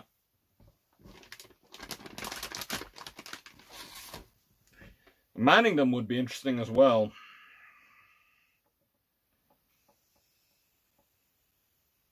Hell, at that point, me and Drakdo would probably get our... Excuse the French. Me and Drak would probably get our own ships. We are short of people to command our ships. Yeah. Me and Drak. Yep, you two can have 2 ships and go and escort a convoy. Yeah, that's good. 2 weeks later. Sir, yes? The convoy that you was supposed to be launched getting across the Atlantic, yes? The 2 escorts not only got the convoy across the Atlantic, they also decided to single-handedly take on the Chinese carrier fleet. And the carrier fleet's no more. Apparently there was a boarding action.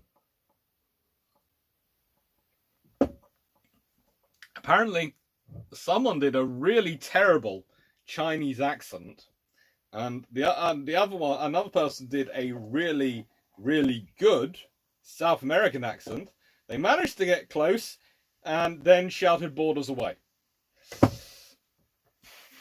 Oh, and they might have been joined by an Australian ship. We're not quite sure whether or how it got there.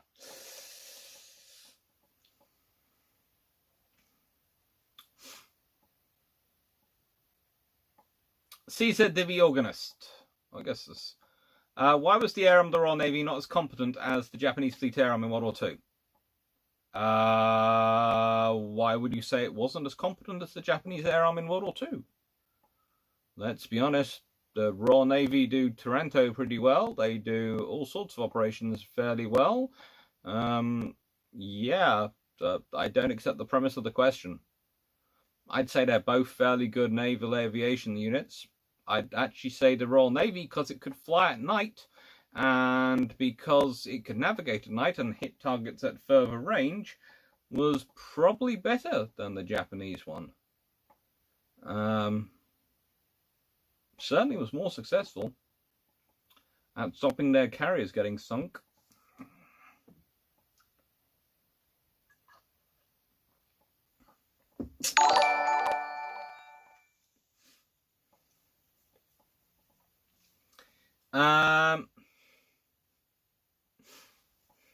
Thank you for all the likes, by the way. Stafford Thompson is basically doing an organisation of liking. King George V, do you think there's any comparison with the IJ and Kagan HMS Ark Royal on the Second World War? There is some comparison, but honestly, they're built by different navies for slightly different roles in their minds. And this is the thing. They're both good for what the Royal Navy, their navies are planning at the time. See why. Sort out your book, but not in Barnes & Noble in Fresno. Not surprising in the Boondocks, but we get... Yeah.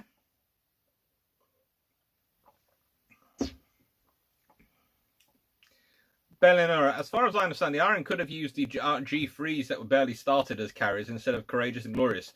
It's true. If the Treasury had allowed it, they would have been very useful, and they would have been even bigger. So Courageous and Glorious were big ships, but those would have been even bigger still. And I think the Royal Navy, which was already divided between the camps of we want smaller carriers and we want bigger carriers, I think the figures would have changed, and I think you could have been dealing with an individual carrier limitation going into World War II, of instead of being about 25,000 tons, being somewhere closer to 30,000 tons. And I think that would have been very, very interesting. If the Royal Navy and US Navy and Imperial Japanese Navy had almost lost the mind, Bru there, distracted thinking about it.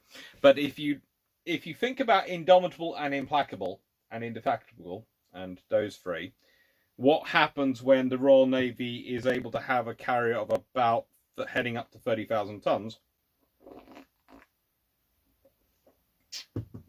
Well, yeah. At that point, you have to wonder how much they could have done, because with that much weight, with 30,000 tons, you can do the level of armouring you do on HMS Illustrious, but you can get the air group for HMS Ark Royal, in which case you probably end up with the Royal Navy producing a variation of an armoured carrier as Ark Royal, but without an air wing at that time period, in which case there's no real slowdown in carrier production, so the Royal Navy would go 1, 2, 2, 2, and so the Royal Navy would probably have 2 to 3 newer carriers available at the beginning of World War II than it does, which is a whole big thing of warfare going on for it. So, yeah, G3's carriers would have been interesting. Certainly more useful than battleship as battle cruisers. Or battleships, or whatever they're really supposed to be. It always seems a bit weird with them.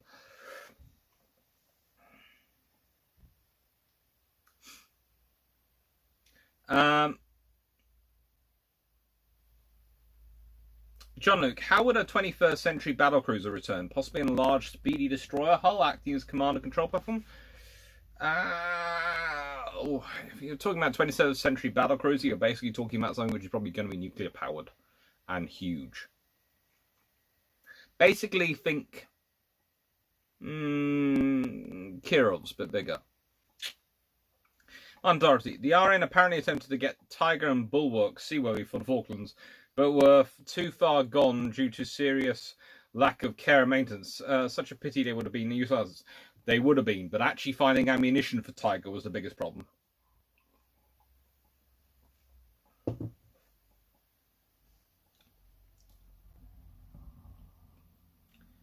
Stafford Thompson, Dr. Clark, your thoughts on the flying carriers making a comeback with newer, smaller combat drones being developed? If you're talking about the idea of using airships to deploy drones in small aircraft, I could see that. But the trouble is the airships themselves, they would have to be fairly long-range drones, because the airships themselves are quite big, slow targets. That's the trouble. Also, recovery is quite difficult. You could use a sort of transport aircraft, but then again, that's also going to be quite difficult. It's the recovery. Strub, Doctor, did Task Force and mixed destroyers and cruisers ever get used at as commerce raiders? Royal Navy in the South Atlantic, Royal Navy in, well, combined operations groups in the Southeast Asia, Royal Navy in the Mediterranean. Basically, look at any of the multitask groups. You'll find they're a mixture of destroyers and cruisers, and their job is to go after convoys of Italians trying to supply North Africa. And they beat them up. Travel-class destroyers are used quite regularly in that role.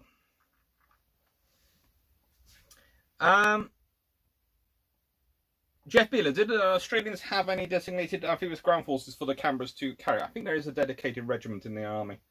A dedicated army regiment. I'm just going to be back in a second. I hear someone calling me.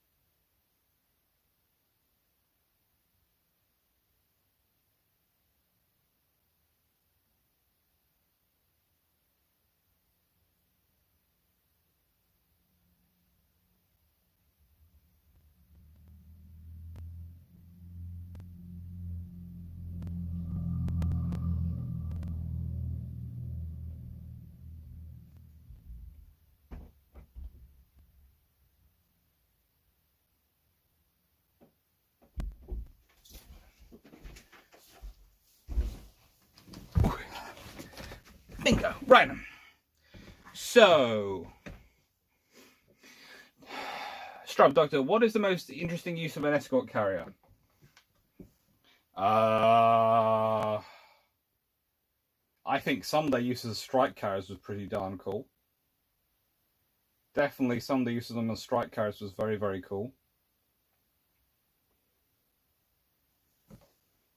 They definitely did a lot of good at that one, but they also used a lot of them experimental ships. I think one was even used as a weather ship at one point. They had so many of them, they could do so much with them. You know what these navies are like. If they're given half a chance to experiment, if they're given enough ships, they will experiment away very contentedly.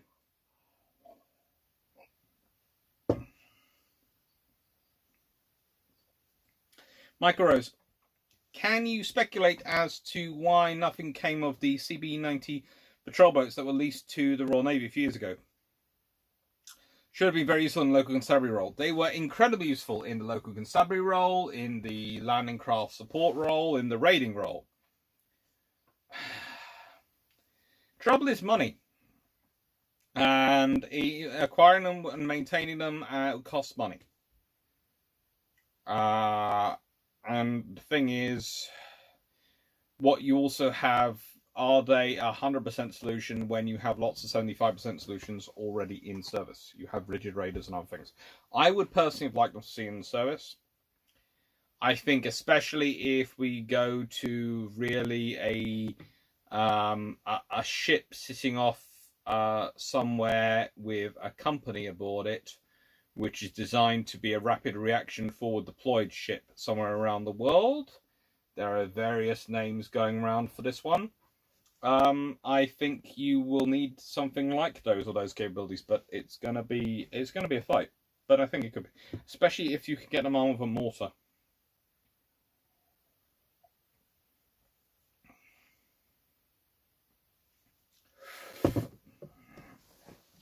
Oliver Pike, what sort of ships could you see the Royal Navy crash building if a large-scale conflict was believed to happen in 5 to 10 years' time? They would probably be speeding up the Type 26 and Type 31 programs, but mostly you would probably see something based on the River class OPVs.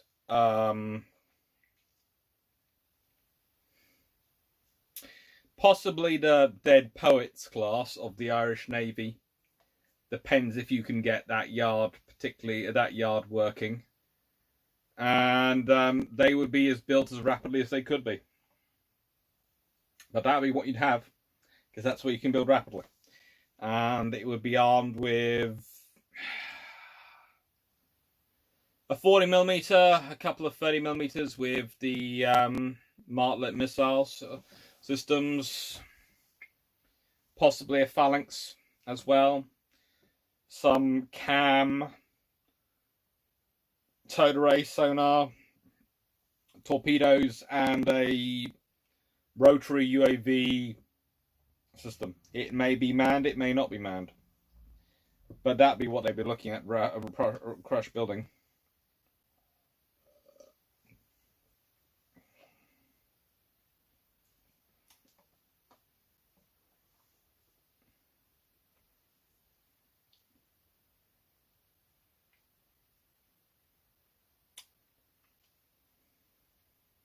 Martin Dewey, a few years ago I heard the RM was looking at basing units in the Far East again, but in Brunei. Would it not be better reactivating Simbang Naval Base, but put it as a Commonwealth base rather? They've already reactivated the base in Singapore, so Simbang, I think that's the one they went for.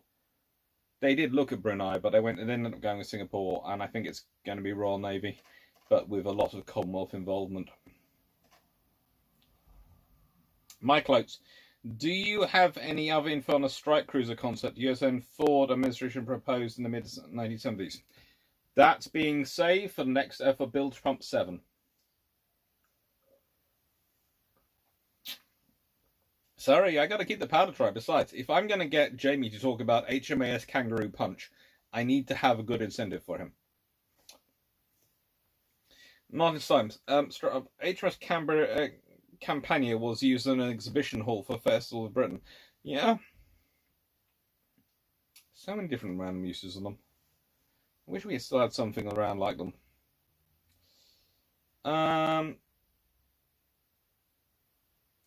Oh, spray. Iron brew is delicious. Definitely is.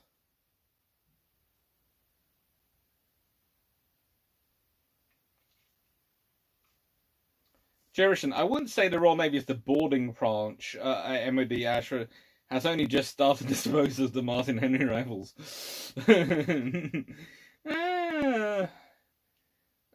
Well, you never know.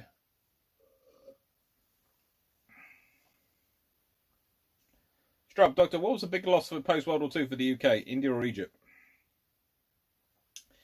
Not much point you can get into Egypt if you don't have control of India.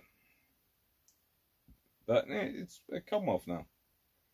So who gets said they got lost? Stafford Thompson. I think a new East India is more likely than a new Q ship.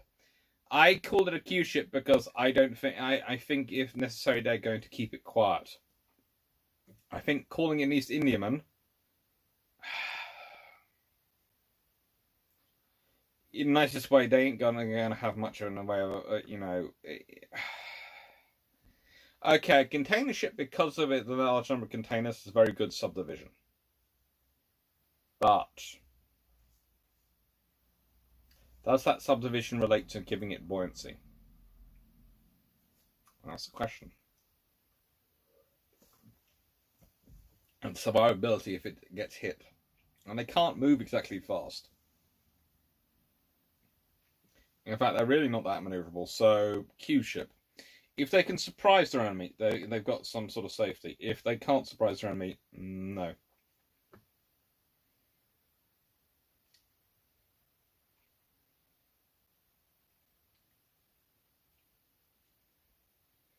Calvin Gasberg, recontainer ships as arsenal ships.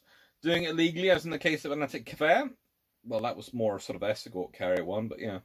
Still, that was putting all our eggs in one basket. I don't like that one. Jay Richardson. Oh no, hang on. Stafford Thompson.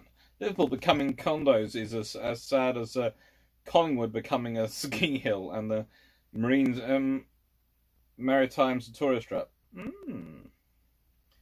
Jerison, Royal Navy destroyers are the Wildstone radar Aframorphized. You want some? I'll give it. Yeah, I like it. Carmen Gasbert, AFIC. Even the Russian armed forces, including Navy, suffer from lack of personnel.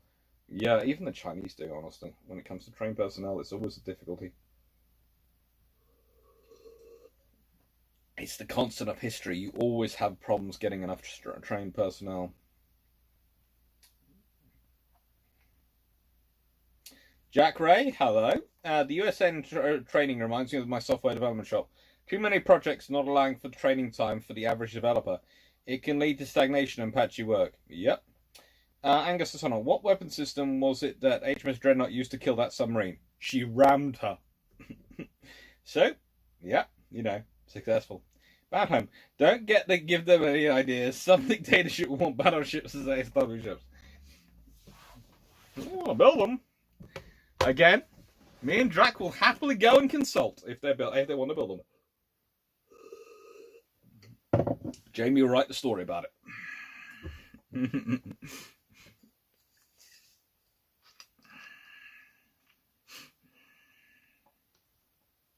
Angus O'Sonnell, mutiny on the Thundershard.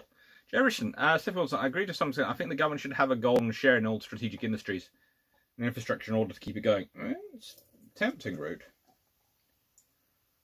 Tempting.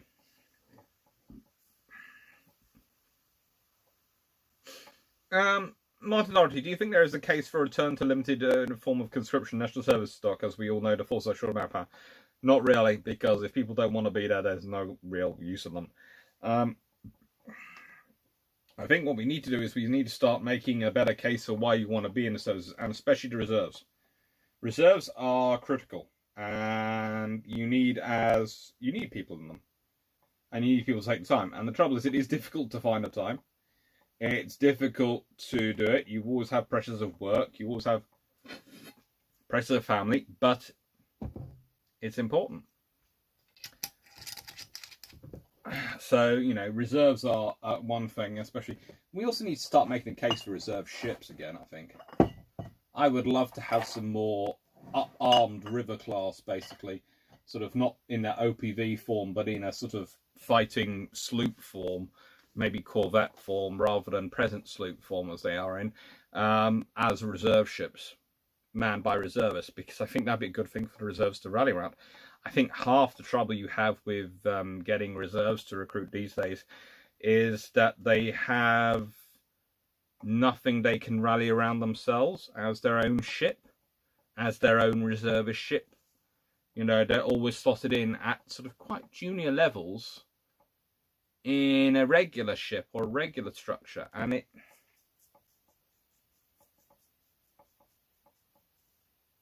Or if they're going to get to senior levels, they're going to be a staff officer. And that's, in many ways, not why people really join the Navy. If you ask them, the reason people join the Navy is they want to end up commanding a ship. So having some reservist ships would be a very good way to get people get people to join them.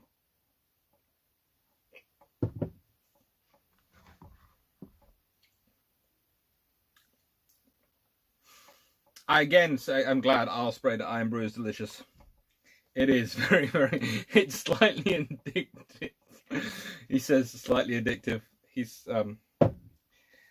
My girlfriend sent me 6 bottles at the beginning of the week. Yeah. Oh, I love that girl. Oh... Jermac, now I imagine Drac boarding Chinese carrying a full medieval armor. Yes. Yes. Stephen White, I want a fast ship with a vet mess crew. Big freezers, lots of steaks and Scott. Oh.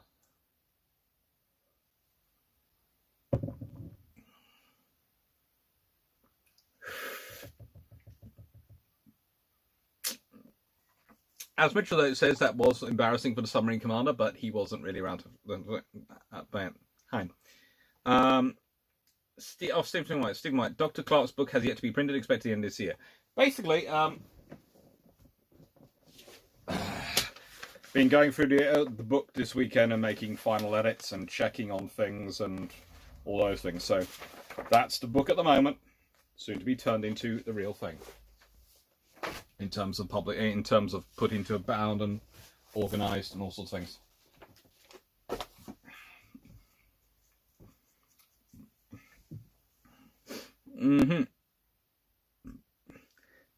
Vision. In the last 3 days, I've cruised through Douglas Friedman's Senna gunboat and the Deep Silence and halfway through Bella Cruiser. Books are certainly exciting to read. That they are. Vision. Okay.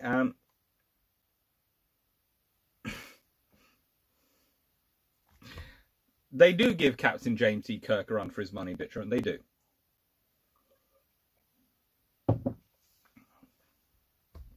Off license. I wouldn't get a ship. I'm colourblind. Don't worry. I'm sure me and Drac would be happy for an XO. We wouldn't care. You could still have a lot of fun. Bandhome. Is there such a thing as an optimal size of a warship class? Seems like the new US CVs are getting a size that even USN is struggling with.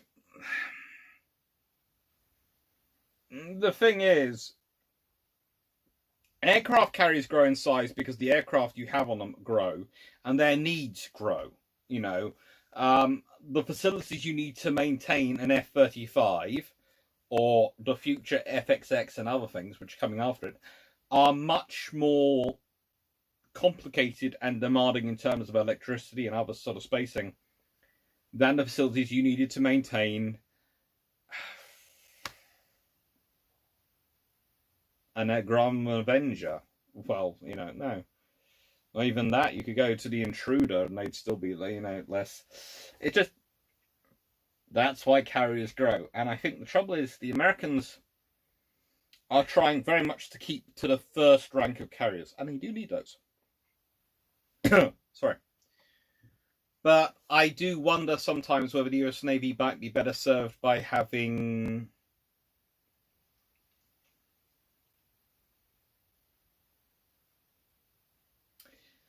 8 or so nuclear carriers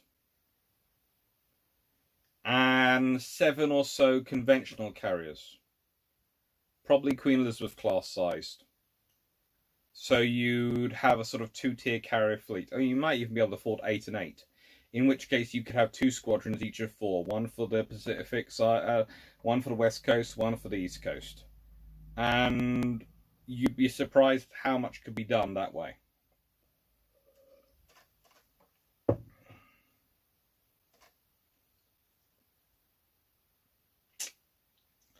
Nighthawk Productions, still working on some scratch builds, including Glenroy.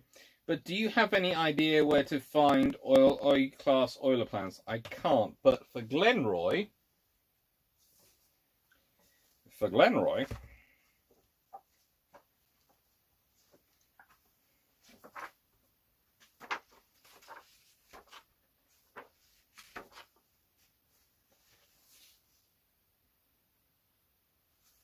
this book,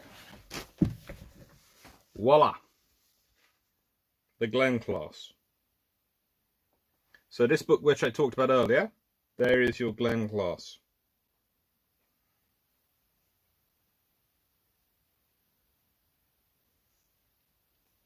Cute, isn't it?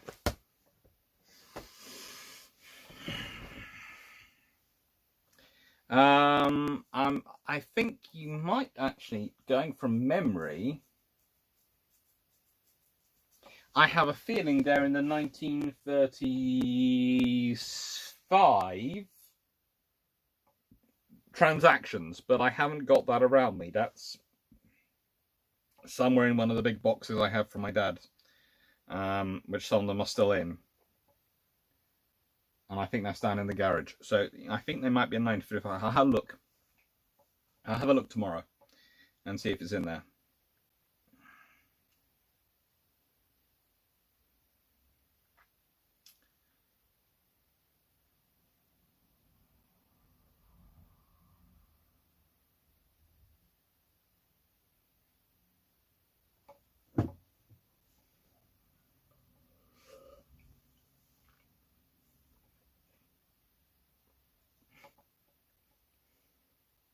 Martin Doherty, back in the day, Doc, we had the Victorious Hermes, the Ark Eagle, and Victorious Hermes were mostly Easterspurs, but not makes sense to go another deck smaller than the QEs, permanently stationed east.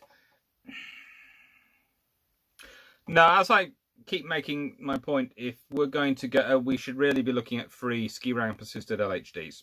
So we can have 5 ships and we can rotate them around. So basically, if you're going for the Alton, you'd have Albion, Bulwark, Hms Ark Victorious, and Ark Royal sort of scenario. So you'd have 2 strike emphasized amphibious secondary vessels and 3 amphibious emphasized strike secondary vessels, and from that you could always guarantee to have 2 flight decks available for any operation. You could probably then usually have one in, usually me mounting either an amphibious ready group or a carrier strike group in the Indian Ocean.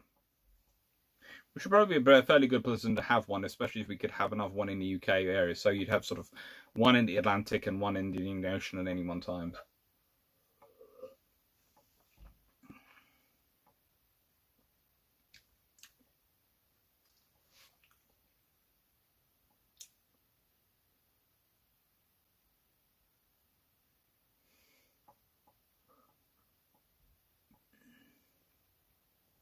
John Luke. In an Asian-Pacific conflict, could the strategy to counter China be containment and gradual attrition, or an aggressive campaign to eliminate as much of the enemy fleet as early as possible, or other?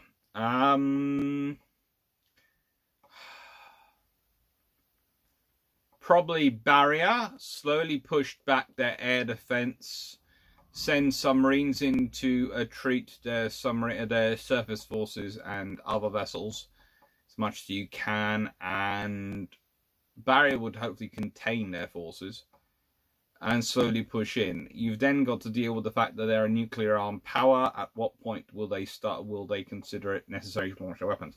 One of the big problem with counter-invasion of Taiwan is, of course, they consider that part of their own territory.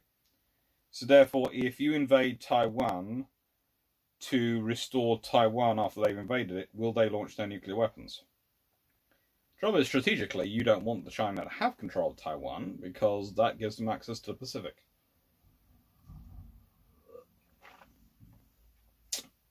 And not only does it break the first island chain, loss of Taiwan puts a physical barrier in many ways between South Korea, Japan, and the American forces up in that region, and Southeast Asia, Australia, and the American forces in New Zealand, and the American forces down in that region. You know, you need Taiwan.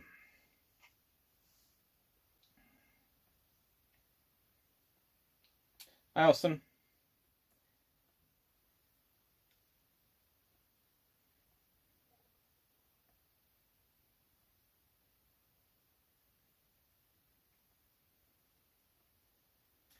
Timestamp 1755, 950, 755.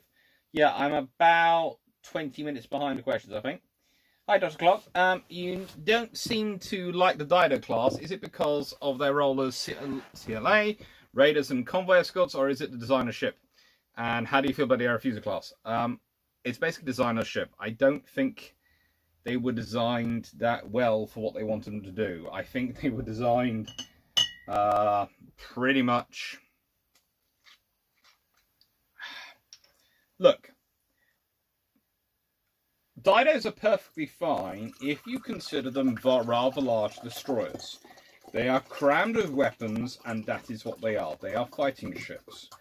But to me, a cruiser is a ship which is a fighting ship, but is also a present ship. So therefore, in my mind, a tribal class destroyer is more of a cruiser than a Dido is. They also, because of their designs, don't have much room for improvement and development and evolution, which causes issues as well down the line.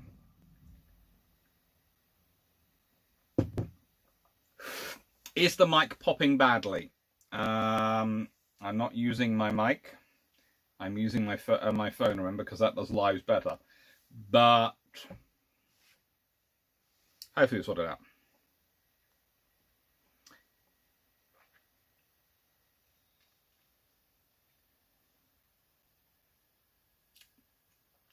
Our refuser class are nicer in my mind, but they are also, our refusers are basically the Royal Navy building what's the most basic light cruiser we can get away with for presence and convoy escort. And then they turn out to be very, very good at other things as well. Sorry. Hi, Mark Cook. Hello, New Zealand.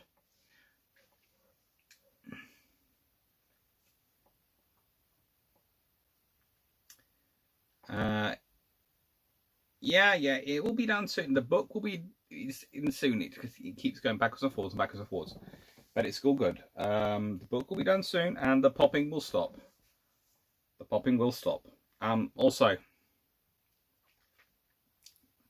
I think someone very kindly has got me one of those popping protectors, and what I might do is I might put that around the end of the phone, and if I'm still using the phone when it arrives, and it will be put up there. But Dracmail hasn't delivered that yet. Oh. Could the River class carry a 4.5-inch gun? No, but they could probably carry a 40mm or even a 57mm. I thought that John Luke, what did you make of the Black Swan concept a few years ago? It was good. It was good, but it was a concept.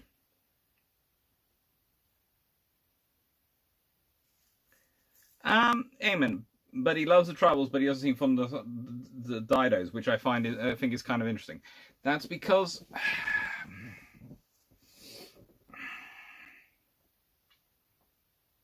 if I'd had my way, I would have preferred, if I had been in charge at that point and that I could ignore the treaties, I would have been churning out cruisers to replace the Didos and sort of the role of the tribals and the Didos confine it into one class, and I would have been churning out destroyers, let's call them, of about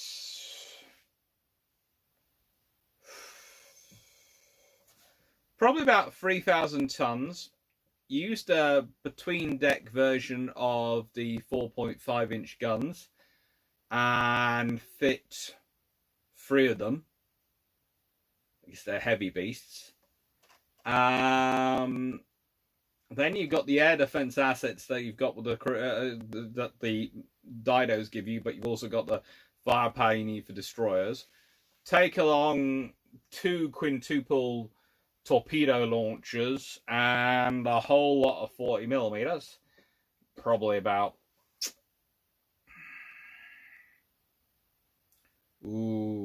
6 doubles. Yeah, 6 doubles. 6 double 40s. And I would have been churning those out like tomorrow.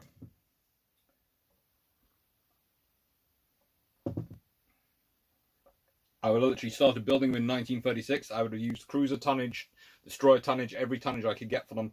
And I would have completely ignored the tonnage, and I would have just kept building them. Because you could have built those at a rate of 16 or so a year. And you could have had a really good, useful force sitting there. Because by, something else. You could have even probably upped it to 18 or so a year. And if you'd ordered 18 in 1936, they'd have come into service in 1938. So 1836, 1837, 1839, and they're coming in after that. So you have 38, 18 come in, service. Yeah, you could be you would have a lot of those for World War II very quickly, and that would really help. The tribals step up into the cruiser role. The didos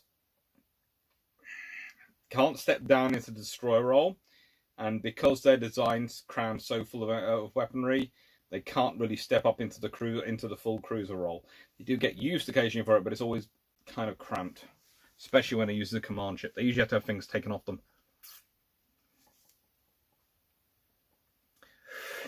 See, my dream conversion Civil War would be 2 supertankers with a flight deck.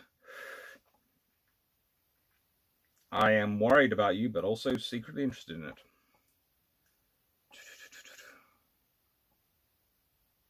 No, could any old subs in Devonport be recommissioned if submarine numbers need to be boosted in short term? Don't think so.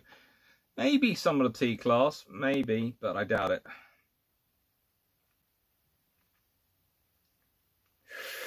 Minus 5, some reservists are serving on HMS Medway in the West Indies, a popular deployment. It is. Martin Henry, retention is always an issue. Poor pay and conditions lead to service personnel looking at greenery. Yeah.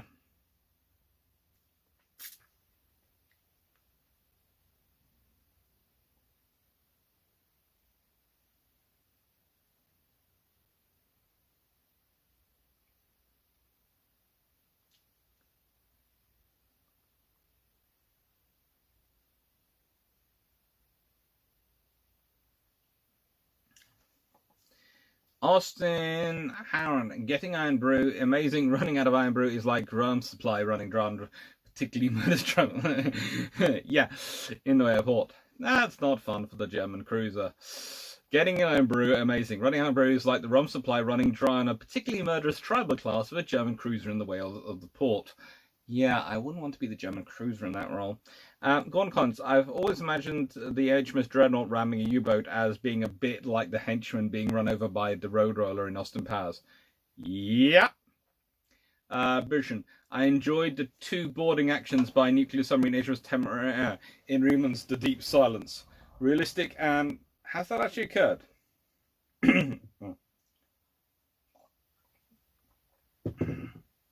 You hear stories, but nothing verifiable.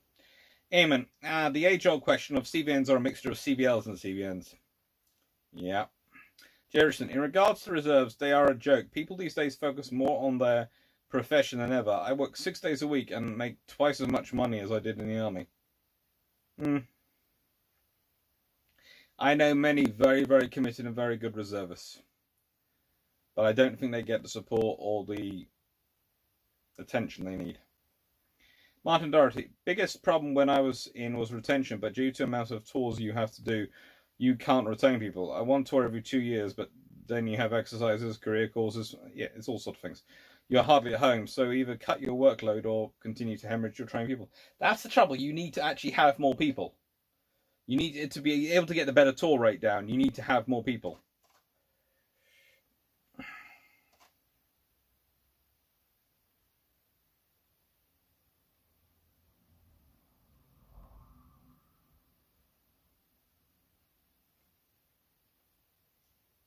Mishite, Montana class. Congress authorized money for widening Panama Canal locks. When they authorized the Montanas, Pearl Harbor and entry into war cancelled that. Yep.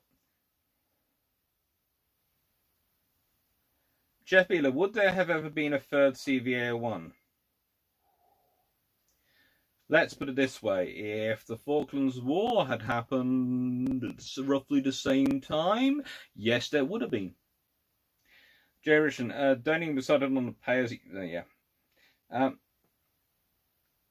John Lake, if the key piece on the board is Taiwan, does containment put a risk overall success and Taiwan's survival? Also, an all-out attack maximizes US strength and neutralizes any outboard cap of plan. And the trouble is, can the Chinese really outbuild you? It's one thing putting a hull in the water, it's another thing having it fitted out and ready for service. And one of the interesting things is the ships get launched, and the Chinese make a big shout about them being launched, but then it's about a year, sometimes as much as 18 months before those ships actually seem to go to sea. So, you know.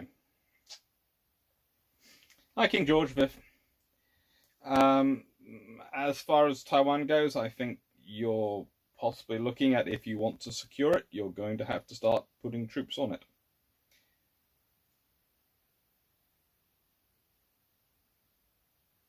Mangus Bevnik, Rio Sun carriers, couldn't they benefit from an all-conventional force? Isn't it cheap nor easy to run a nuclear ship? Certainly then you'll factor all the costs.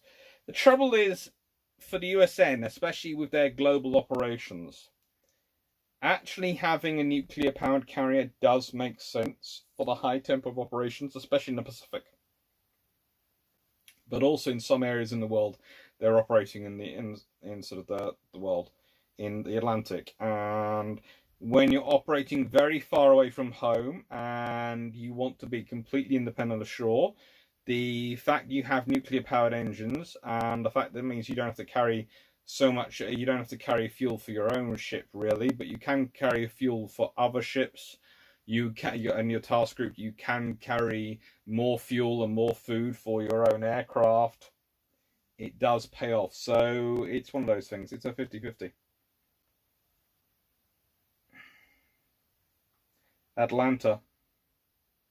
Strub, Doctor was a better design. Dido versus Atlanta. But not by much. Jeff Beeler, any good sources for escort carrier ops in the Eastern Med in 44-45?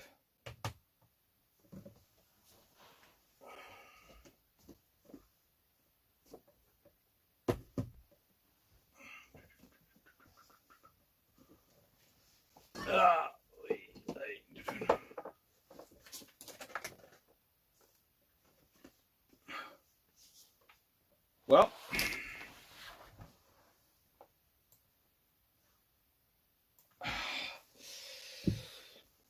Kenneth Pullman's escort carriers, as you can see,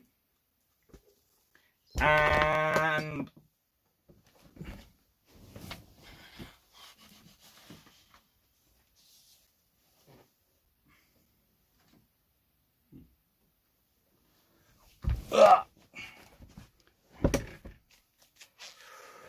Commander David Hobbs, Royal Navy escort carriers.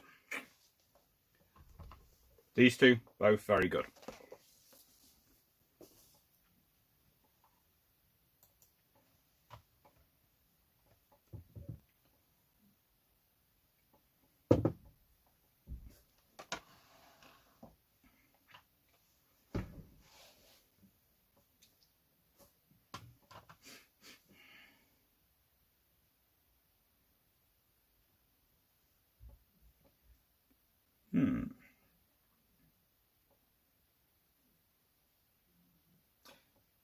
John Luke, in your 8-8 carry idea for the USN, will one be more focused on 8 on strike and the other conventional assault and amphibious?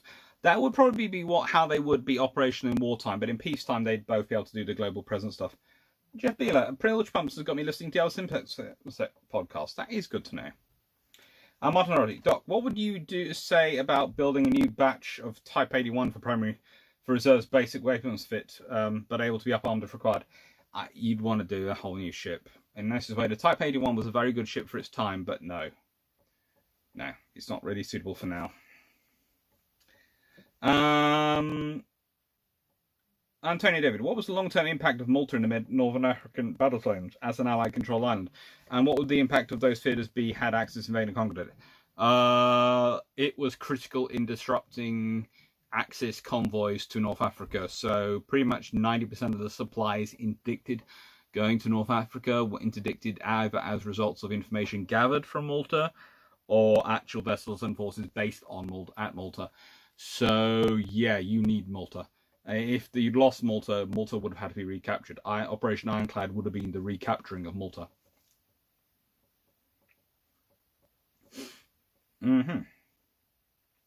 Montori, I have to say that I have a soft spot for the Zydos, but think the 5.25 was just too heavy, and 4 or 4.5 inch and pom-poms I would have had. Yeah, but you see, that's the trouble. Because they're cruisers, they can't have something that small. Because cruisers destroyers are defined as anything with a 5-inch gun or less. A cruiser automatically can't have less than a 5-inch gun. So it's, Jeff Wheeler, why was the RN concentrated in China in 1927? Japan! Basically, look up Manchuria incidents and various things like that. Your 3K DD sounds amazing as a hybrid small CL large unit. I was asking because you seem to like the D-class rebuilds, which sounds great too. Yeah, that's pretty much, if you notice, what I'm talking about is basically a modernized version of the D-class rebuilds. Give me a second. Ooh.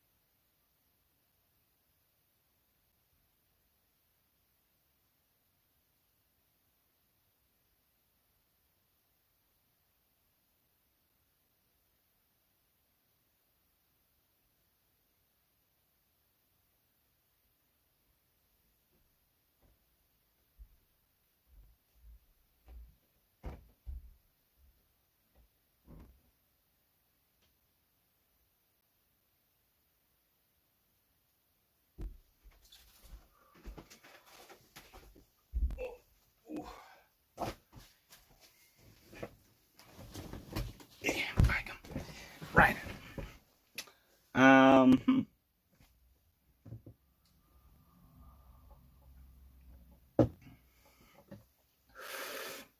Joe, Dido Tribal sound almost like my fantasy post-war destroyer cruiser.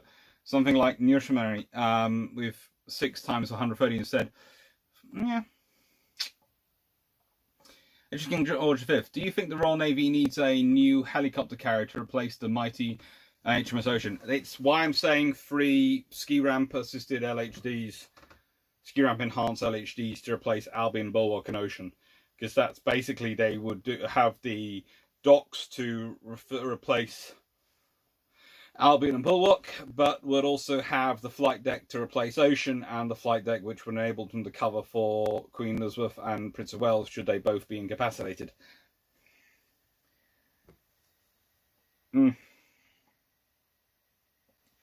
Stafford Thompson, why no mandatory service like say in a Middle East country? Because politically it would just cause too much trouble in this country. I can see why, but in that particular country it works very well for them. In this country it would cause non-stop issues. Mission Remus Knowles includes several commissioned officers risen from lower ranks to chief petty officers. How common was that in the past and today? It's very, very common. You get a lot of them in the UK and current today, and you got a lot of them in the past. The Royal Navy was good. a good vehicular promotion. It wasn't great. Not everyone had the chance to rise, but they very quickly good officers could get good NCOs could get promoted, find themselves as officers. Jerison, when there are volunteers who are only a year into a 5-year stint and want out, conscripts or draftees are only going to be worse. Yeah.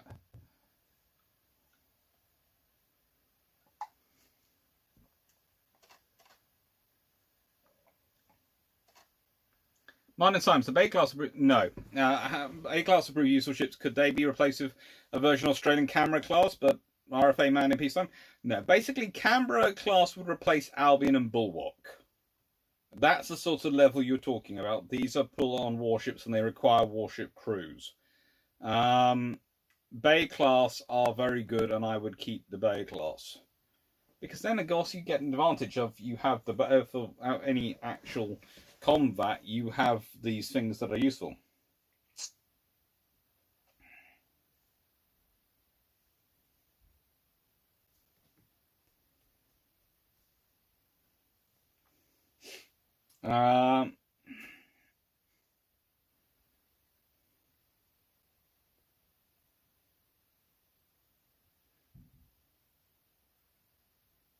Seem like USN high speed constant, no cruising.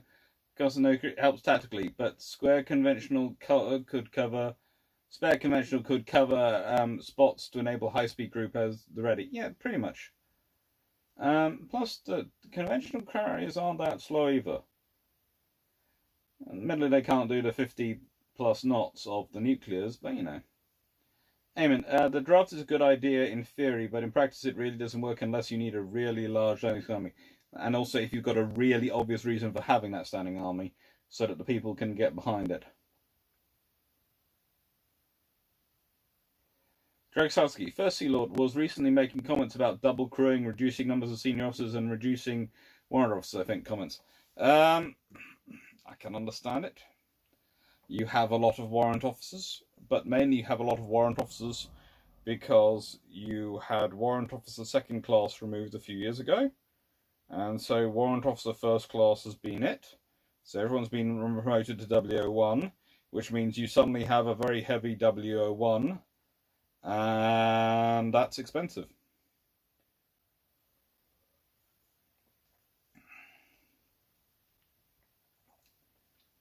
Greg Sassy, nope, done that one. Zoomite, old USS Coral Sea spent close to 10 years parked in Japan. Present with only brief sorties. Strub, Doctor, did the Italians, Germany, have the amphibious capacity to conduct an invasion of Malta? Well, they managed to lose quite a lot of that conducting Crete, and Crete would have been very close to a very close run thing. Crete could have turned out far worse for them than it did. Very easily. I think Malta, they would have gone for it. They could have gone for it if they'd wanted to. Whether they could have succeeded is a different matter, because the Malta command structure and the troops in Malta and the various organisations in Malta, plus the level of defence in the island itself, makes Malta a very difficult target.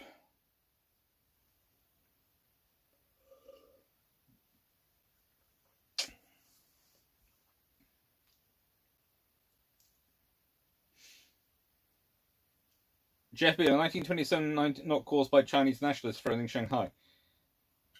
The Chinese nationalists were threatening Shanghai to an extent, but mainly the Royal Navy was going out there because they didn't want the Japanese doing what the Japanese might use the nationalists threatening Shanghai to do.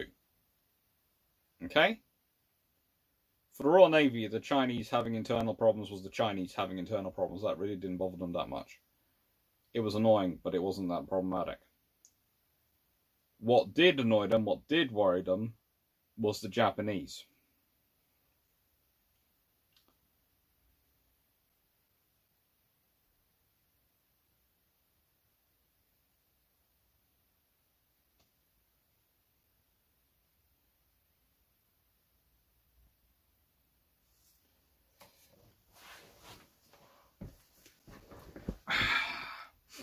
Angus and Sonal, Dr. Clark, I caught Mysteries of the Deep the other day, and seeing you clean shaven threw me for a dick. Also, didn't expect you to have anything to say about giant squid. Yeah, I'm a geek. There isn't much I haven't got a little bit about, I can say. Steph Thompson did not intend to smack the wasp nest whole fire. You could just go and hide, Stafford. That's what I do sometimes. Or usually I just keep talking. Actually, that worked quite well. Nighttime production, just to clarify, all class I'm referring to are 96C's Fast Fleet Oilers. There's no pressing need for the plans at the moment, so don't go digging through your garage on my account. In which case, you'll want Rebuilding the Royal Navy by...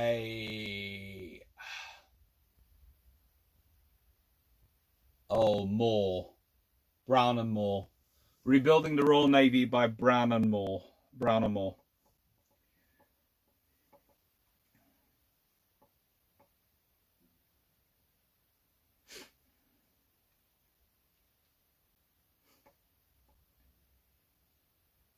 Seymour, still wonder what the newer Japanese DD carrier's mission will be like. F-35's fleet cover, Striker, what? Probably a mixed, limited capability in all three. Don't be surprised if they start calling up the Royal Navy and going, could we maybe buy your Merlin Airborne Early Warning Units, or buy something like it. I think the Japanese might already operate the EH-101, in which case Crow's Nest could have a purchaser. In fact, a couple of purchasers. The Italians are also looking at it.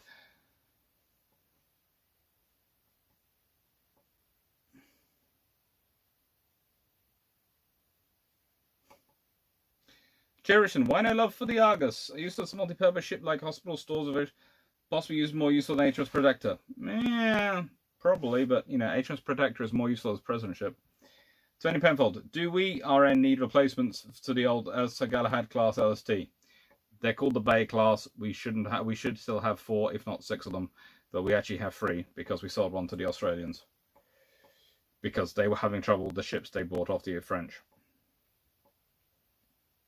and the Americans.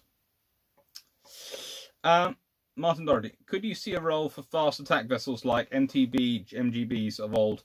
Maybe an updated Fairmile B motor launch? I wouldn't be surprised if you don't see some USVs which aren't too similar. Jerison, relatively recently, there were more admirals than ships. What post did these admirals hold, and how did they are and justify their salaries?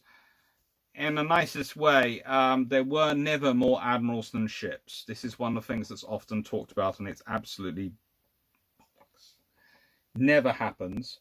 There have been points where there have been more people who technically have the rank of admiral in the service, but when you take out appointments which are for embassies, which are NATO combined posts, which are people who are admirals of the fleet who technically never retire, and you then have all the Ministry of Defence roles, i.e. who's going to run a multi-billion-pound project? Are you going to trust that to someone relatively junior, or do you want someone quite senior and quite experienced to be in charge of that? All these sort of things, you then find you have quite a relatively few and very equitable number of admirals actually running the fleet and actually involved in that. And actually is part of the Navy budget, not the MOD budget. Or the Foreign Office budget.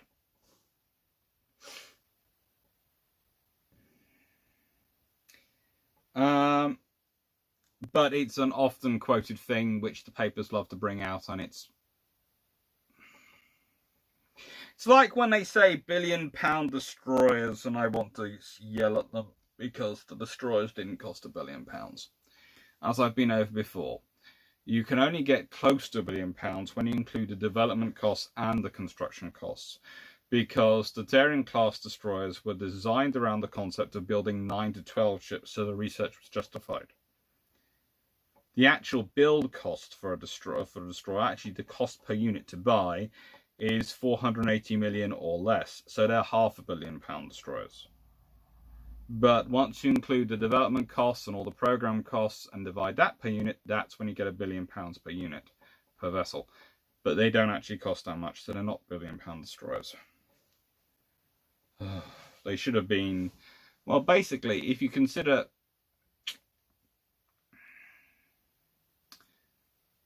let's say we've currently got a cost of 6 billion for development costs, and it's about 3 billion in terms of the building. But if you have, for the building 6 we got, if we got 12, you would be talking, those ships would have been, it got cheaper and cheaper and cheaper. Those ships probably would have come in, once you average it all out, you would end up with a cost for those 12 of closer to 2.4 billion. And so you would end up with 8.4 billion for across the 12 ships. 0.75, you'd be 3/4 billion ships per program. You know, these things are, it's fun times. EH-101 is still in production, I think. I'm really sure some still rolling off the production lines.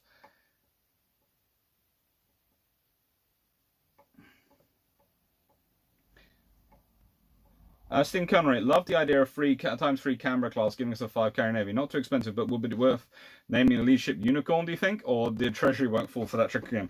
Unfortunately, I doubt they would fall for that trick again. But so tempting. I have a feeling it would get called something. Night, Jay. Vision. I would increase RN USN manpower by recruiting foreigners to trade a decade of service for citizenship and bringing mum and dad over.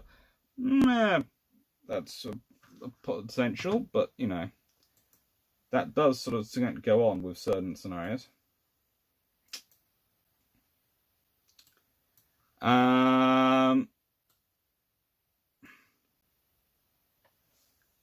Wiglifs, thank you. Jeff Beale, is the Type 31 the smallest viable ocean escort? No, it isn't. Type 31 is almost bigger than the Type 26. The Type 31 is a forward presence frigate. Okay? In the nicest way, you'd be talking about a modified river class, probably, is what you'd be looking as the smallest viable ocean escort at the moment.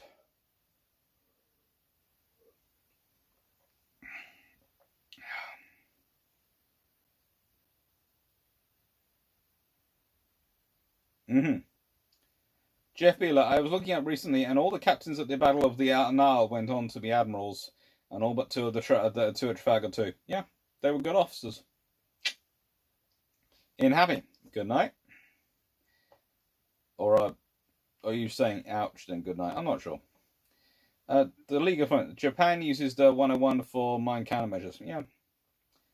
Jeff Beeler, the EH-101 is still in production? Yes. I said.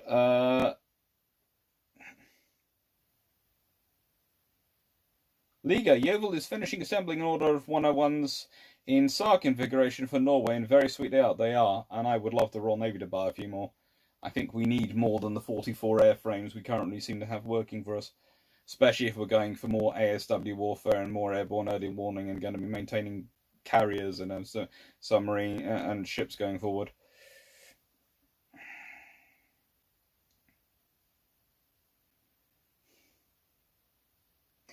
Jeff Beeler, I do like that one of those names. RN carry names: Unicorn, Fearless, and Intrepid as a result. Anyway, what were the proposed names for the other 6 Type 45s?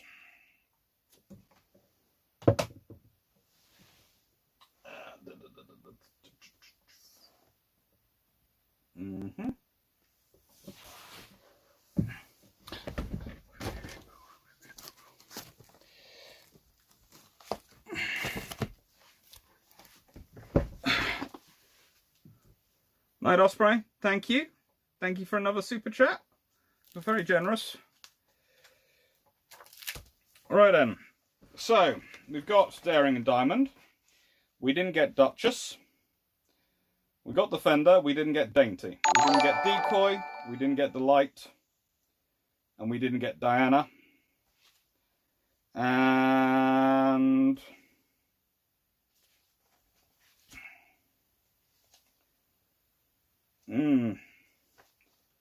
probably another D. There were others proposed which weren't built, so, you know.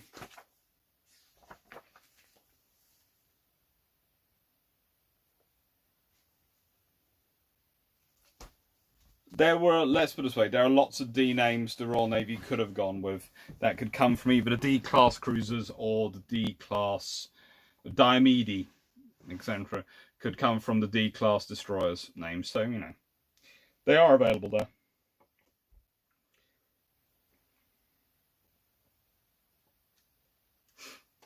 See what? Been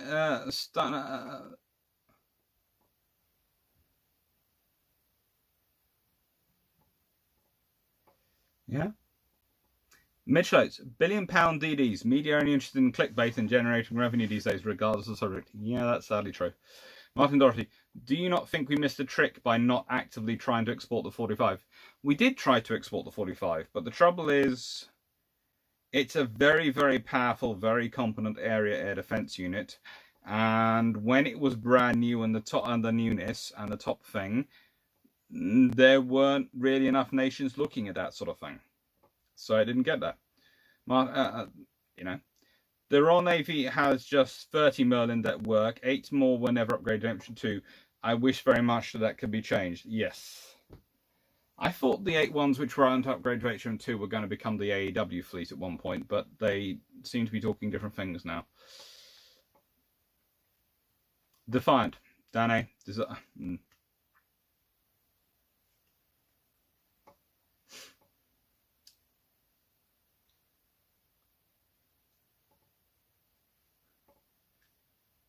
If we had a P-class Stafford Thompson, you'd be surprised at what can go in the P-class names.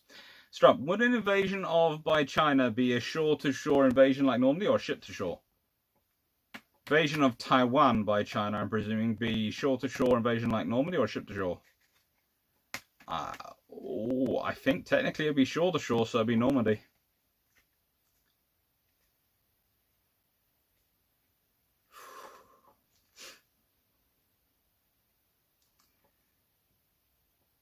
Angus O'Sonnell, in the nicest way, the D-class destroyer with the largest kill ratio was HMS Delight. So be careful of some of these names. Just because they're things we can make fun of, doesn't mean you necessarily want to make fun of them.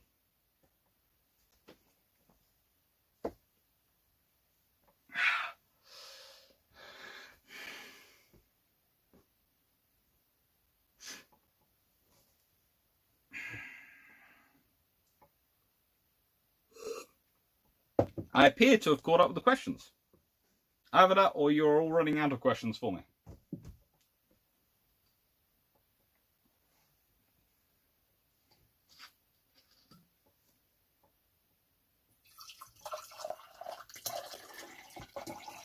My pleasure, Stafford.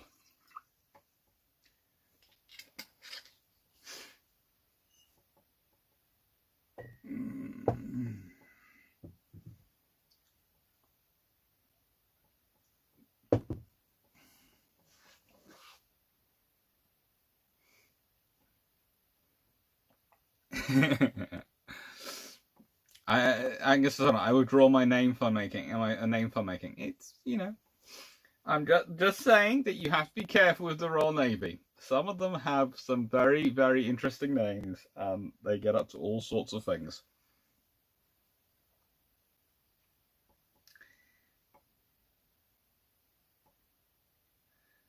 Baleara, most useful ship in the British Pacific Fleet for the RN today, if you could give it a modernisation. What traits transfer well?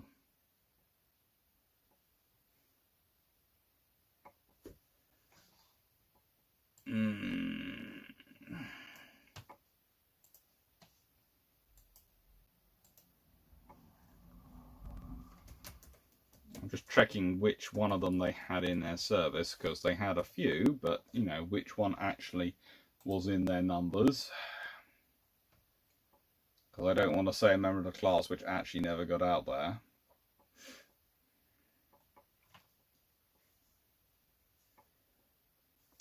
Well, as I'm wearing her, and as she got out there,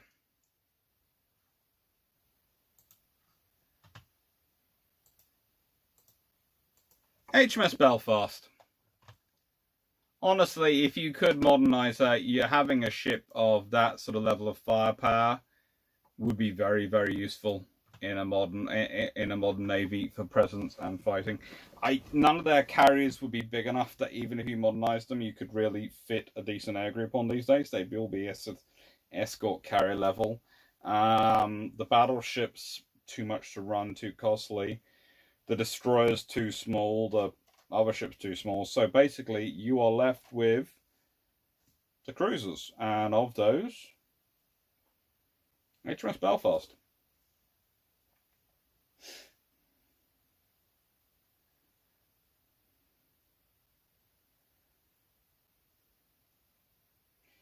The League of 30. I wanted an HMS Starling back in the ASW business, but don't think that's going to happen.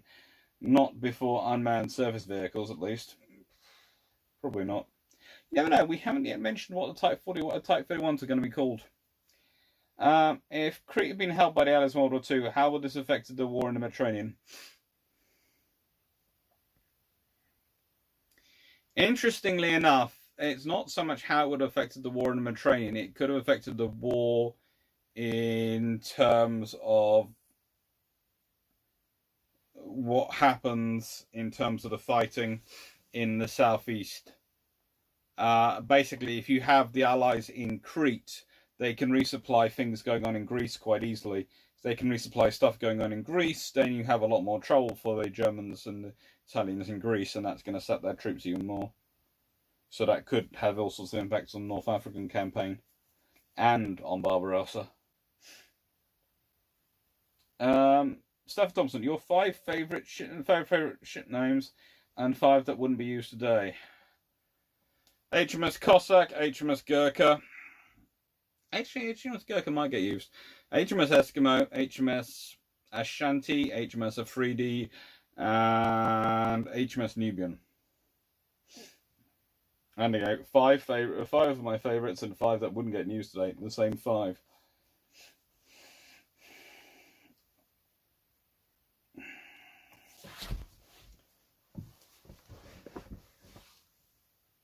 Jeff Beeler, what is the status of the Type 45 replacement? Will it be based on Type 26? I believe the RCN is planning this. Well, I don't think the RCN operates the Type 45. The RN is not planning on which. They're already debating which one is whether they are going to replace it. But remember, the Type 31 and Type 26 are both going to be putting in for that. But I have a feeling they won't succeed. I have a feeling we'll go for a trimaran design with tumble-down hulls.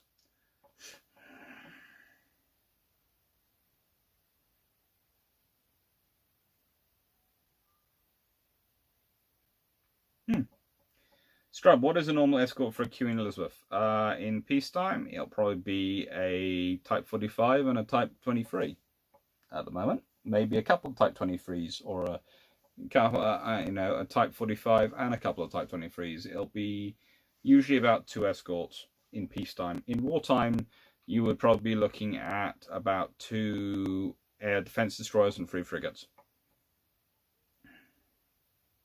Jerison, favourite Royal Navy name? Mine are Vanguard, Thunder, Dragon. Yeah.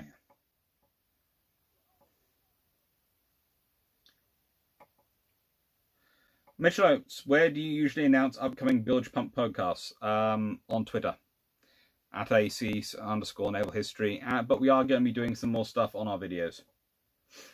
Jeff Beeler, RN could use a light fleet carrier as a halo ship. It could, but you know.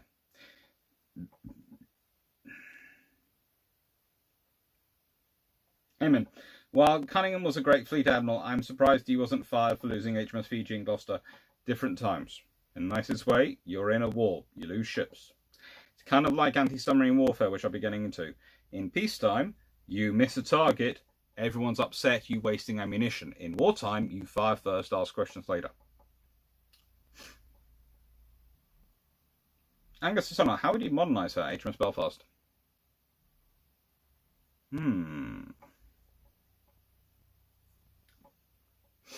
Keep the 6-inch guns on the front. Use hangar space and all those sort of spaces center to mount a VLS in the center. Remove the 6 inches at the rear. create a flight deck and a hangar.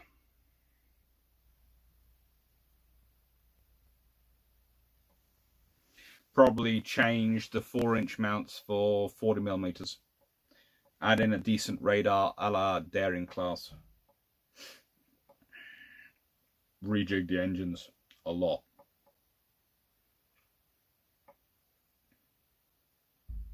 Vision. Unlike Normandy, invasion of Taiwan would be hard to hide with satellites and small drones above. Don't think you can make up phantom armies like Pan's D-Day Command. Yeah, but the Chinese could actually make up real armies. That's the difference they can do. Vision. China would have to demolish Taiwan first, then invade. Otherwise, it'd be like... Yeah. Strub. What was more likely to happen? Allied victory in Crete or Norway? Considering both were lost by allies being disorganized little twits... Excuse the French.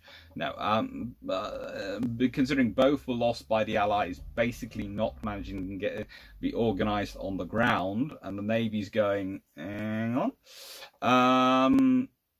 Yeah. Norway would have been a better one to win. Winning Norway would have caused the Germans a whole host of troubles at the Battle of Atlantic. Tony and David, if needed, could the hour hulls be put back in service? Nope.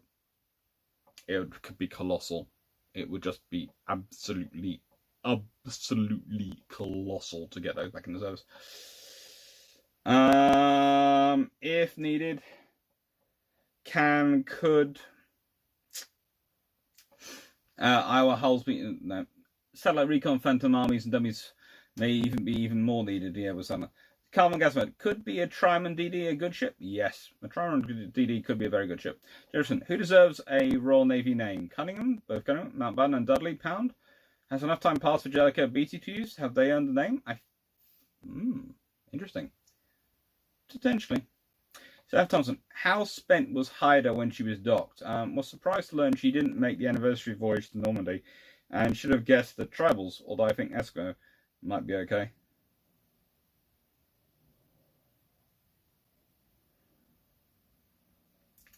Yeah, we'd all hope Eskimo would be okay, possibly okay, but, you know, I'm not sure. That's the thing. Hyder was very, had used a lot of that stuff. Jeff Beeler, the RSCN is replacing the tribal DDGs already retired.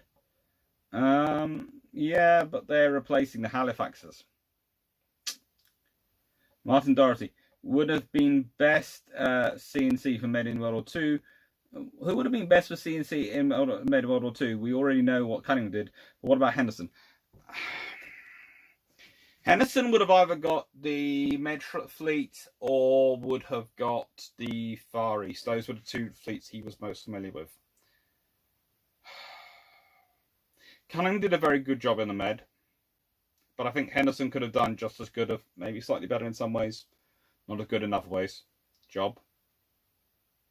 I think more interesting would have been if Henderson had been deployed to the Far East, how he'd have managed the Japanese.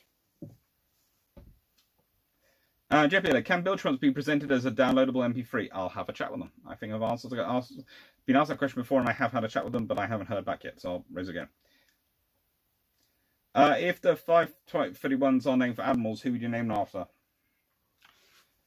Nelson, Collingwood, Jervis, Cunningham, Harwood. Public and visible.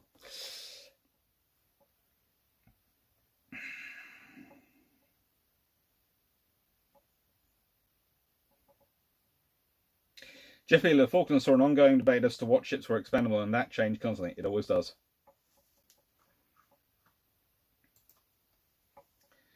Paul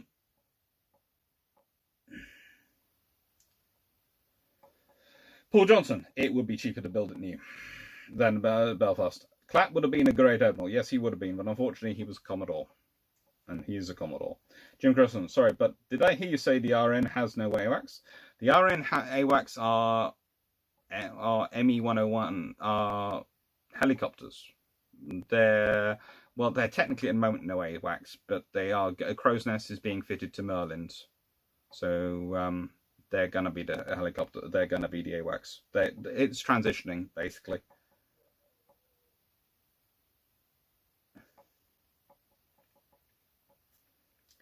For the RCN, the Type 26 has to replace the City class frigates and the Trouble DGs, both of them.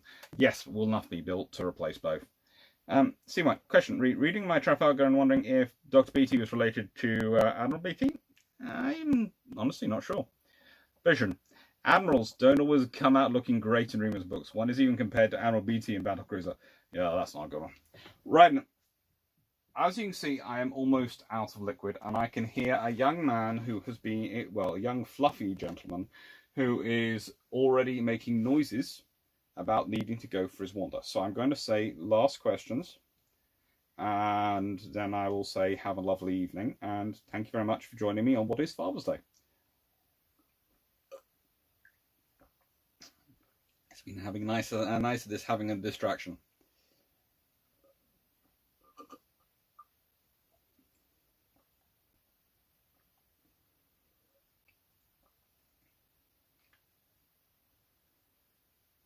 Vision, I think I'd rather be a Commodore than Admiral. Sounds cooler. It does, actually. Good night, Carl.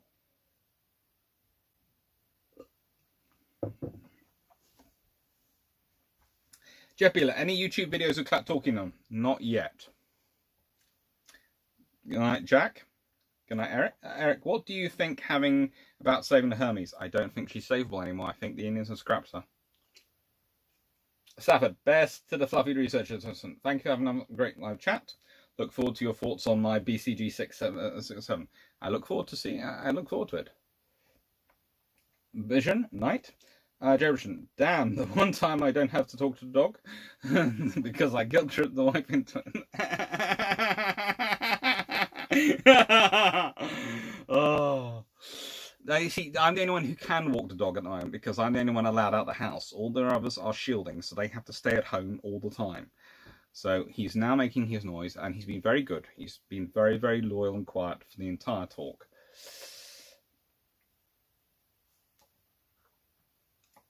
Paul, enjoy the chocolate. Eric, pleasure.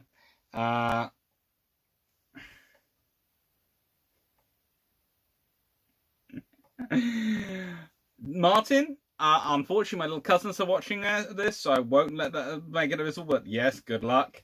Albert, good night, thank you. Gordon Collins, thank you. Enjoy, Stephen. Clap wishes he could have been an acting unpaid rear admiral. Yes, it could have saved him so much trouble with certain people. He was volunteering, going, just make me an unpaid 2-star for a couple of days, and I'll sort this problem out. King George, HMS Hood, take care. Seth Thompson, best to you. Take care, everyone. Thank you very much. Eamon, good night. Good night, everyone. Thank you very much. And right then, I will get going. Thank you. Take care.